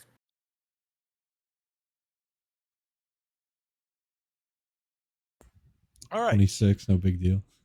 26, no big deal. That's without the ad of whatever the book does. I don't remember what the ad is. Well, I can tell you. Welcome to your fancy. Because I clicked on it, doesn't tell me. Crookie too. I still don't know how to say it, but I've been in your. Well, in your that's stream. because your. You guys are great. It's good to see you familiar faces. A fucking tool shed. It's actually supposed to be a +2 circumstance bonus. Cool. So 28. But you're not a tool shed. 28, no big deal. Yeah, which specific part would you like to focus on? Any information I can glean about for this time, I'm gonna do it on the like them is a like what they are or names or All right. like Nothing you're finding in the book seems to tell you very much about the angry stag or the angry elk woman. However, the giant figure, you quickly find scattered references throughout the book to several individuals uh, of imposing stature, enigmatic mannerisms, and lastly, you find specifically a reference to someone who wears a bear cloak. ooh. Yeah, I really appreciate you There's a guys side swinging in. note My shout noting out's that not working, amongst so the my hill guys, folk, the definitely term follow Fumbles and uh, Flagons for some bear-clad, good bear-skinned, actual play or stuff. bear shirt refers to those who can fly into a primal rage in battle, gaining greater strength and endurance. What people might refer to as a barbarian. And some implications that this art might have been originally taught by a prince of the first world, what you would refer to as an archfey. Exactly the sort of being that you were led to believe might be the sort to empower a balefire, particularly one of this size. Okay.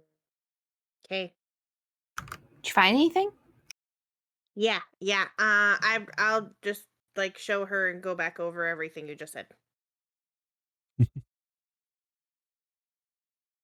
So if this guy lit this balefire, I'm confused as to why it's necromantic on my forehead.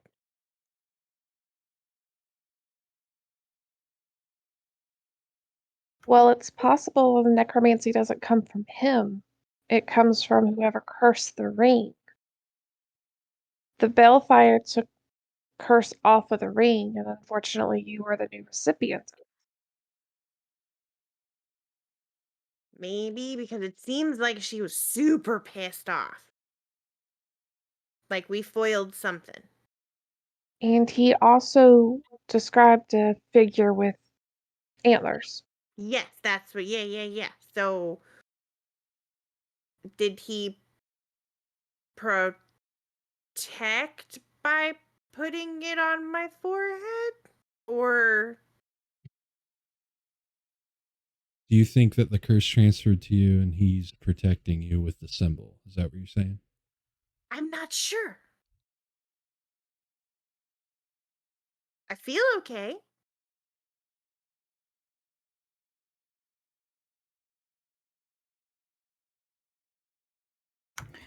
I'm gonna try and research like people getting marked by balefire or bearing the balefire mark. Sure. Unsurprisingly, there is an entire section on Fey magic and balefires in particular. I know, shocking that the research library of this particular manor would have such a thing. Oh yeah. Easy.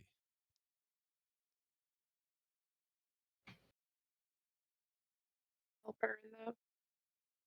And after reading through for literally 3 hours, during which time you discover, judging from the sounds you hear downstairs in the Great Hall, Aldwulf and Byron have declared some kind of holy war on the concept of flash welded blacksmith tongs.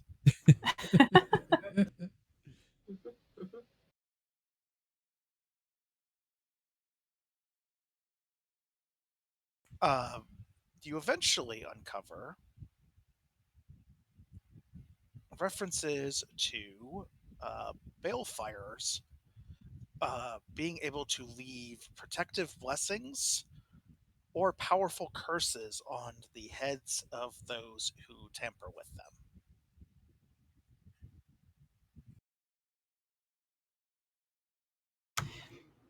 Is there anything where one archfey has ever cursed at the balefire that was lit by another archfey? That has only happened once, and the result was some kind of Fey war. Maybe there's about to be another.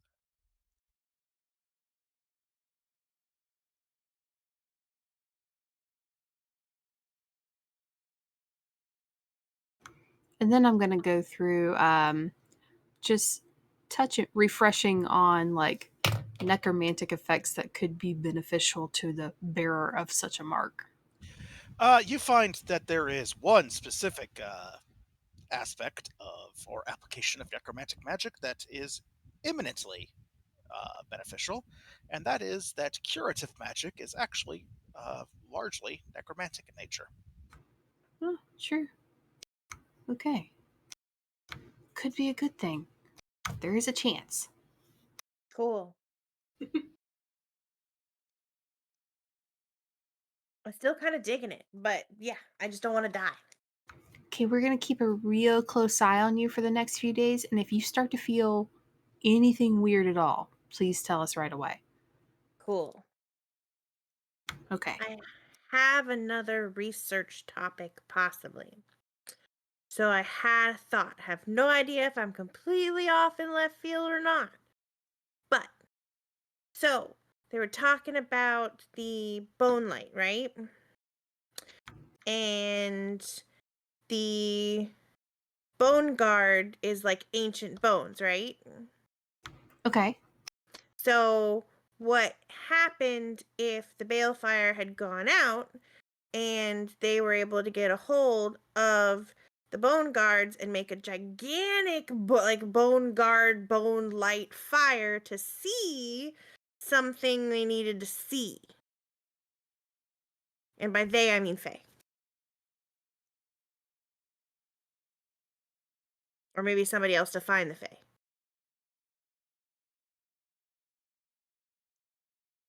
Common are entrances to the Fey realm? Wait, what? How common are entrances to the Fey realm? I don't believe- Uncommon, but they do exist. I don't believe they're just out there beckoning people to come in. There are three kinds of entrance to the first world. Those being gates, typically established by a powerful spellcaster.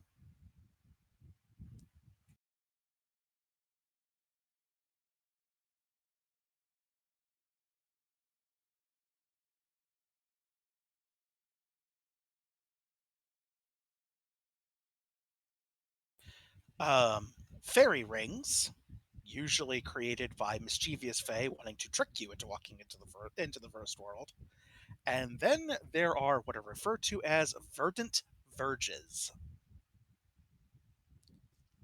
A place in a forest that is so deep and so steeped in primal magic that you can just accidentally walk right into the first world, and the lines between the two are blurred. The two being the first world and uh, the material plane. So in theory, that bonfire, like a big enough bonfire, would be able for you to just stumble across one by kind of making one because you see what's not there. It is possible that a one of these bonfires could be used to reveal the existence of a pathway. Cool.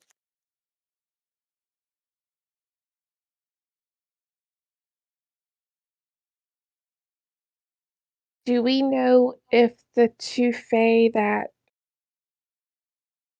their Bellfires were tampered with that started that war are still alive? Sorry, I missed part of that. What did you say? The Fae that had the Bellfires tampered with that started the war? Oh, Are they still alive? more or less. They are in a state that you would not describe as classically alive, but it's nearly impossible to kill an Arcfey. It's a bit like killing a god. Say if one of them wanted to continue this fight, they may need a way to get a large army to a certain place relatively easily. I mean, yeah.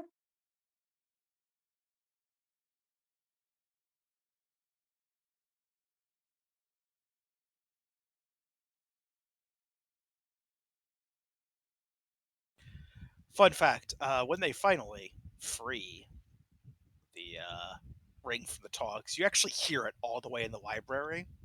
Not that you have this point of comparison, since you live in a world where there are no such things, but basically imagine a gun going off. Like, it's just this almighty snap. And then you hear cheering. Got it. That's exactly what I was imagining. one- Random got it. One completely intact and utterly unfazed signet ring. One pop on the right out. finger. It's funny, it was sort of tight at first, and then after a moment, it's like it's always been there. It's heavy, though. It's weird. It's a very heavy ring. Heavy is the hand that wears a signet. Yeah.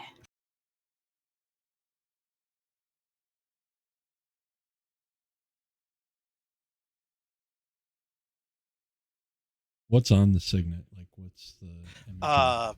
The signet has a depiction of your new crest as the Count in the middle of a ring of water,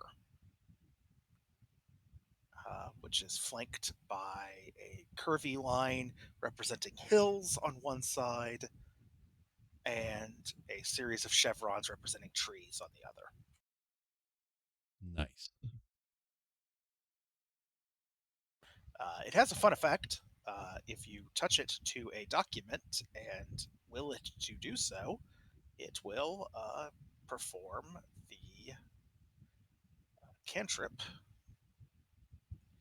whose name used to be Arcane Mark, but I think it's called something else in Second Ed. The name of which I just forgot. It's called is it just called like Sigil? Yeah, Sigil. It will perform the spell Sigil to burn your crest into the paper. Nice. I'm gonna make a little card for that later. Now that I remembered that I did not, in fact, make a little card for that.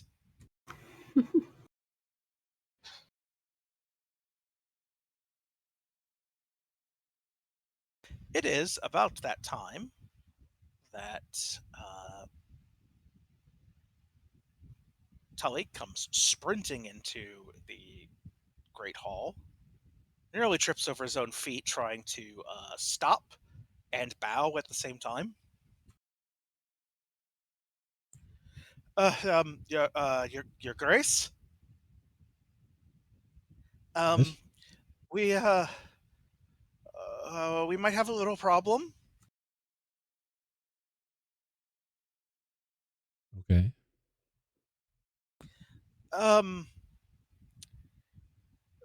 Well,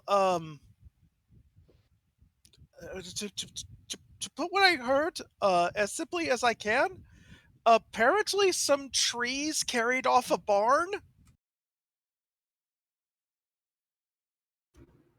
Delia. Wait, what? Trees carried a barn. Druid to the Great Hall. Druid to the Great Hall. I'm coming, I'm coming. Primal bullshit is afoot. I'll come down. What's going on? There's some forest fuckery. Bitch, the Oh, forest is getting magical. I'm gonna need a little bit more to go on because to me the forest is always magical. Some trees came to, more life than usual, and they carried away an entire barn. They picked it up and they walked off with it. The barn. Ah. It got up and walked away.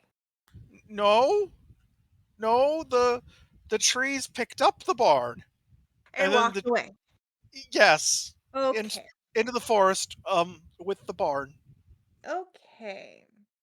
Is there anything in this barn, or did they carry just the structure?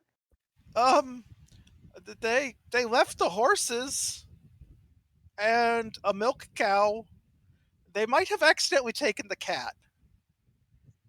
Well, we Oh, have no. to stay with that. The barn cat sleeps in the hayloft apparently, They're known to do that. Yep. Mm-hmm. and they might have when they, you know,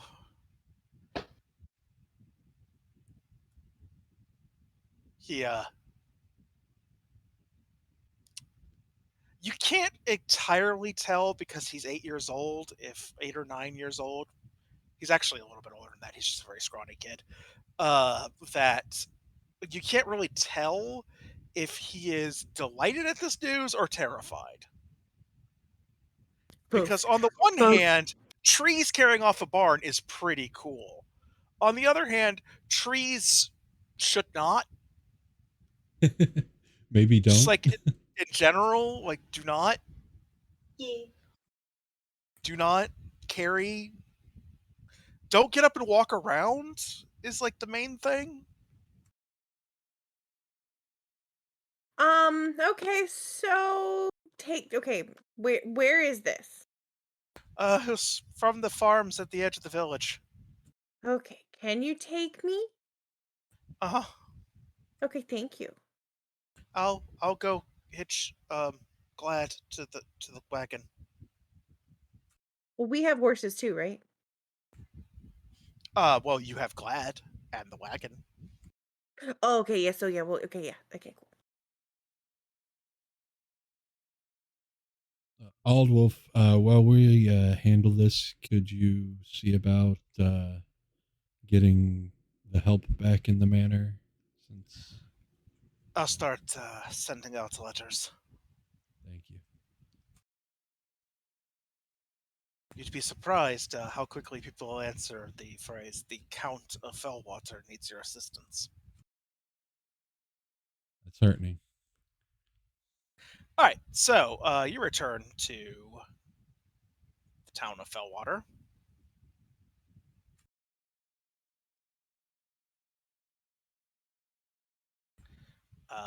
And are told, after having a look at an empty spot where there used to be a barn, and an empty spot where there used to be an orchard before the orchard got up and stole the barn, that people are discussing it in the tavern. When you arrive at the inn, there is a general uproar. Imagine lots more people that I just don't feel like putting on the map at the moment. I just don't feel like going through it. Commoner. I just don't feel like it. Just imagine there's a lot of people here, and there is a general brouhaha about the fact that an orchard got up and carried off a barn and possibly a cat. Nice. Biscuit is not having it, just so we're clear. Oh yeah, I'm telling him, don't worry, we're gonna get this cat back. Of course. Yeah, that's good. Great. Save the cat I don't know. But trees aren't gonna carry me away, are they? No. Just because Okay, I'm a because cat doesn't mean I know all the other cats. I'm just, I obviously I pray for the other cat's safety, whoever they are. But I would like to not be carried away by a tree. You are That's not. dumb. Yeah, you're not getting carried away by a tree. Okay. I'm relying on you to keep me from getting carried off by trees. And you can go in my pocket if you need to. Mm. Trees won't even see you. Yeah, probably. Ludwig comes by and sets out several flagons for you and gestures at the crowd. Figured you might need these. Thanks. You're right. He retreats to the safety of behind the bar. No one is hassling Ludwig because he runs the only inn in Fellwater. Smart. So yeah, he's basically he's protected, and also at any time he can retreat into the kitchen, which is understood by everyone to be basically the county of the inn's kitchen, where he is God Emperor, and no one goes in there. Good to know. Cool. Can I go outside and take a peek at where all this happened? Yeah. So basically, what you have is a very ordinary small farm. They have a small field. It's less than an acre. They had an orchard where they were growing, based on what's left on the ground, they were growing apples. And there's a big empty spot that looks kind of like a barn based on the hay and the poop that's there. And Cool. several incredibly puzzled looking cows that are standing around. Or cow. The thing is, though, there is no barn. Okay. You can see where there used to be a barn attached to the ground. Like there were posts driven into the ground that were used to hold the barn up. Now there are just post holes, and the barn it's fucked off entirely. One entirely fucked off barn. And I'm assuming there's like holes where all the orchard trees got Yeah, out of. like it looks like the trees tore themselves out of the ground, or something else tore them out of the ground. There's also a demolished fence that looks like something plowed through it, and the ground is generally pretty tore up in a straight line from the orchard to the former barn site, and then from the barn site into the forest. Is the width of the destruction perhaps about the width of a barn? Like it was It's about dragged? it's about the width of an orchard carrying a barn. Ah, You never knew what that would look like before today, but Yeah. new things have been learned.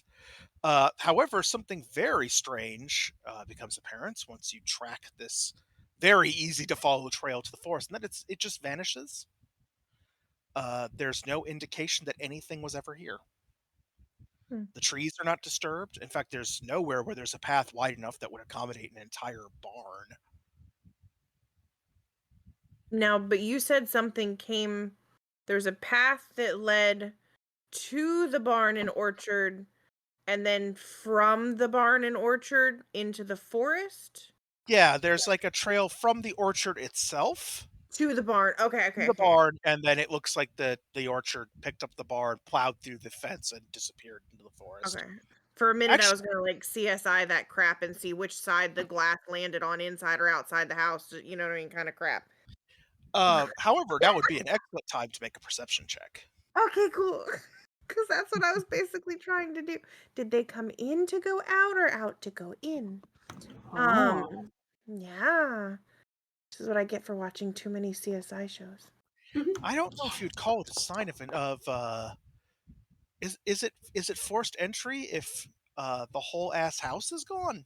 I don't know. I don't think so, but I just want to know where, like, what happened. Hey, Hey, you trees are committing breaking and entering. Tree turns around. On the contrary, I have broken nothing nor entered anything. I just took the farm. You're breaking the laws of physics, sirs. Ma'ams, get back is- here. I Pretty obey fast. no man's law, including physics. Shuffle, shuffle, shuffle, shuffle. You notice two things immediately as you're studying the forest with this puzzle of where the hell did these trees go? One is that several small animals are watching you uncomfortably closely. Like, you're being eyeballed. Okay. Like, you are getting the hairiest of hairy eyeballs from some raccoons, a few black squirrels, and a rabbit. Second Okay. thing that you notice is that off in the distance, some of the trees are rhythmically swaying back to side, and as you watch, you realize they're swaying in a line, out and then in, almost like they're. Well, it's sort of hard to believe, but it's almost like they're getting out of something's way.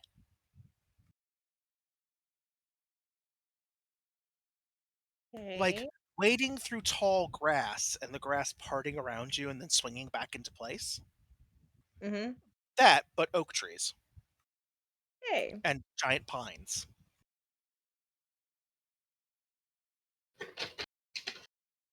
Other salient details about this forest is that it is dark under the trees because there are so many and they're so close together that there's very little sunlight filtering through. It smells like loam and pine resin, and there's just this, it's hard to describe, it's like smelling a forest where no one has ever been. Mm. And lastly, you just get the weird sense that something is looking at you. Besides the animals. Yeah, and there are more of them, incidentally, the next time you look. Oh. There are like 15 black squirrels sitting on various branches or clinging to various pine trunks, just eyeballing you. There are more rabbits. The rabbits are also black. And as you're watching a absolutely huge, many points, black stag walks out from between two trees and just stares straight at you. In fact, you're pretty sure it's making eye contact. Oh yeah. And it's weird, for the first time in your entire druidy life, you feel kind of unwelcome.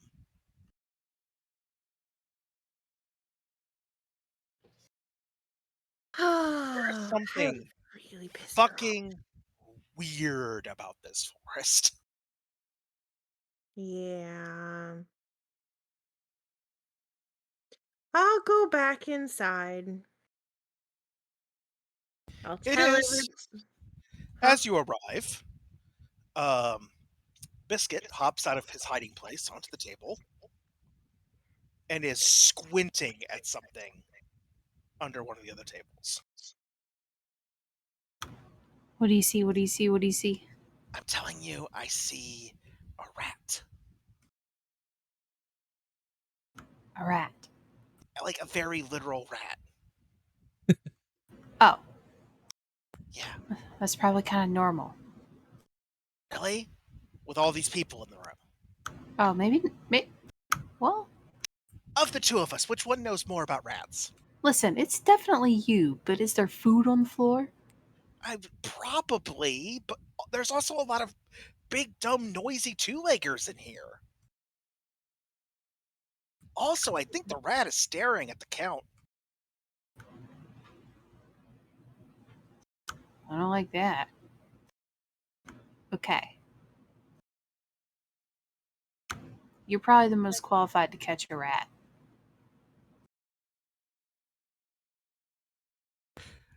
The rat doesn't quite say, I hope the fuck you do, Mm. but it has that vibe as it scampers up. Shimmies up the table, onto the table, and stares at Byron. And you notice something very peculiar about this rat. It has What? green eyes. It has green Ooh. eyes.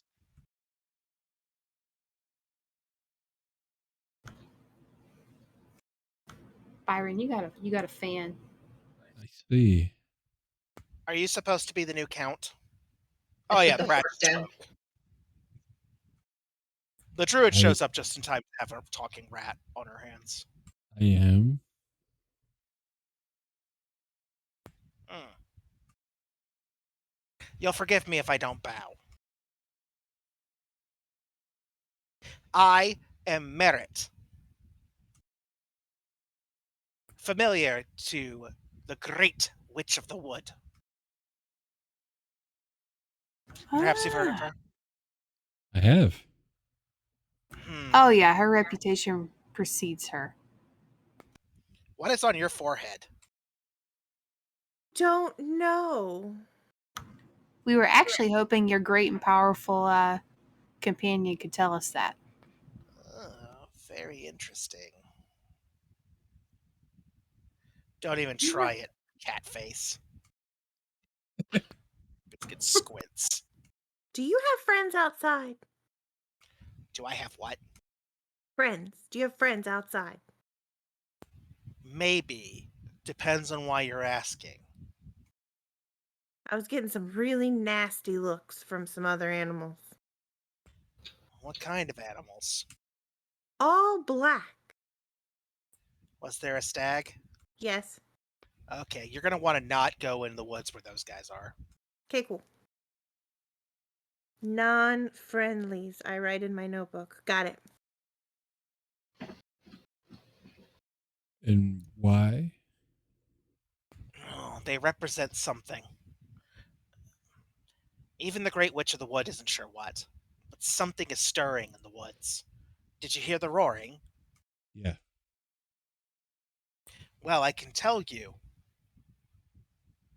that wasn't Pheonix. Who? What? Pheonix. The forest dragon? Did they not tell you about the forest dragon? No. Ooh, Oh, no. well, there's the forest dragon. Phalidax. Pheonix. Phalimax. That is correct. Somebody else to meet, I suppose. That's with 2 A's and an X. Always 2 A's. 2 A's. Anyway, the roaring definitely wasn't Pheonix, because I'm pretty sure he's asleep. And has been for the last, I don't know, really long time.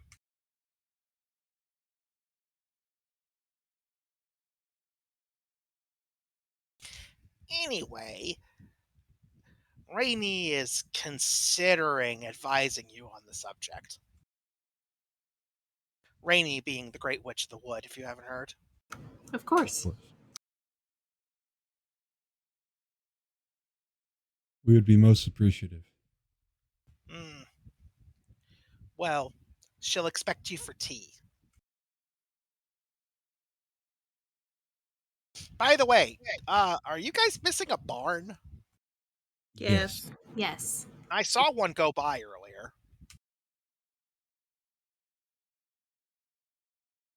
The forest was carrying it? Aha. I don't know why, though. I have a feeling it's entwined with those hostile animals. Oh, that could be. Anyway, I escorted a cat that fell out of it. Oh, yay! Yeah. Not one of the smarter creatures I've ever met, but, you know. It's very nice of you. I feel like I should just kind of hold Biscuit back. Biscuit's like, the fuck did you just say? Actually, no. Biscuit is doing what cats do when they don't like someone, ignoring the ever-living shit out of him. Yes. Attracts. You don't even exist. Right. So, anyway, the Great Witch of the Woods will expect you for tea. You Like should we'll bring be a having. cake, Your Excellency. Right. Anyway, way too many people, way too many feet, so I'm leaving. Slides the window open and hops outside. All right. I have never had a conversation with a rat before. At least he's not here to say, yeah, well, don't get used to it. Can I go over to Ludwig and buy a cake? You sure can. He doesn't Cool. actually charge you for it.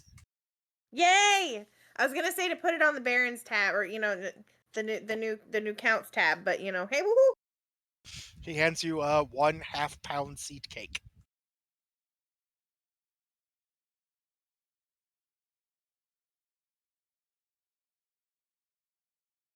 Well, looks like first thing next session will be tea with the Witch of the Woods. Ah, yeah. That's an Love excellent name for the episode, in fact. Yeah. Tea with the Witch of the Woods. About it. It's 11:02, so that seems to be the end of the session for tonight. Mm. Thank you so Excellent. much for running Pop Pop. Yes, Delighted thank you. to. Wonderful Thank you. game. Everybody for playing. Thank you everybody for watching. Again, Fumbles and Flagons, thank you so much for the raid. So good to see you again and all the friendly faces. If you are watching on YouTube, please like and subscribe and comment. Ask us about our characters. We'd love to answer questions and talk with you about them. Also confirm there were 4 critical rolls tonight. There was 2 attacks from me, an acid spray from Celia, and then we critted the warfare lore as well. So blueberry cinnamon. Exactly 4. Got it. Fantastic. But now you have to change the overlay so that it says count. Mount Fire and Blackthorn. Yeah. It's gonna be. You should That's also cool. do a crit counter on your overlay. Yeah, I'm gonna figure out how to do a good crit counter that is minimal effort.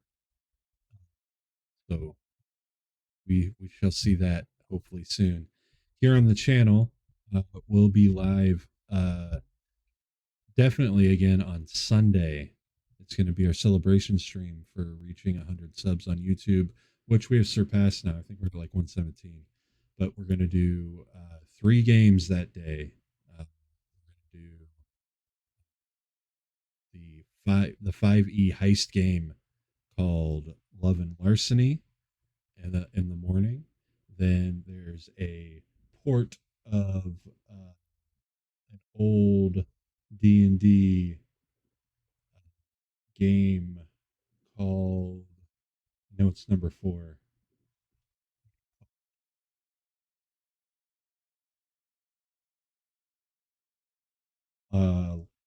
The Lost City, and then probably Curse of Strahd in the evening. So that stuff is exciting. I hope to see you guys then. That's going to be on Sunday. So watch the Twitter, watch the Discord for any more information. I'll probably stream at some point before then as well. But until next time, I hope you guys have a great week, and we'll see you later. Bye. Bye.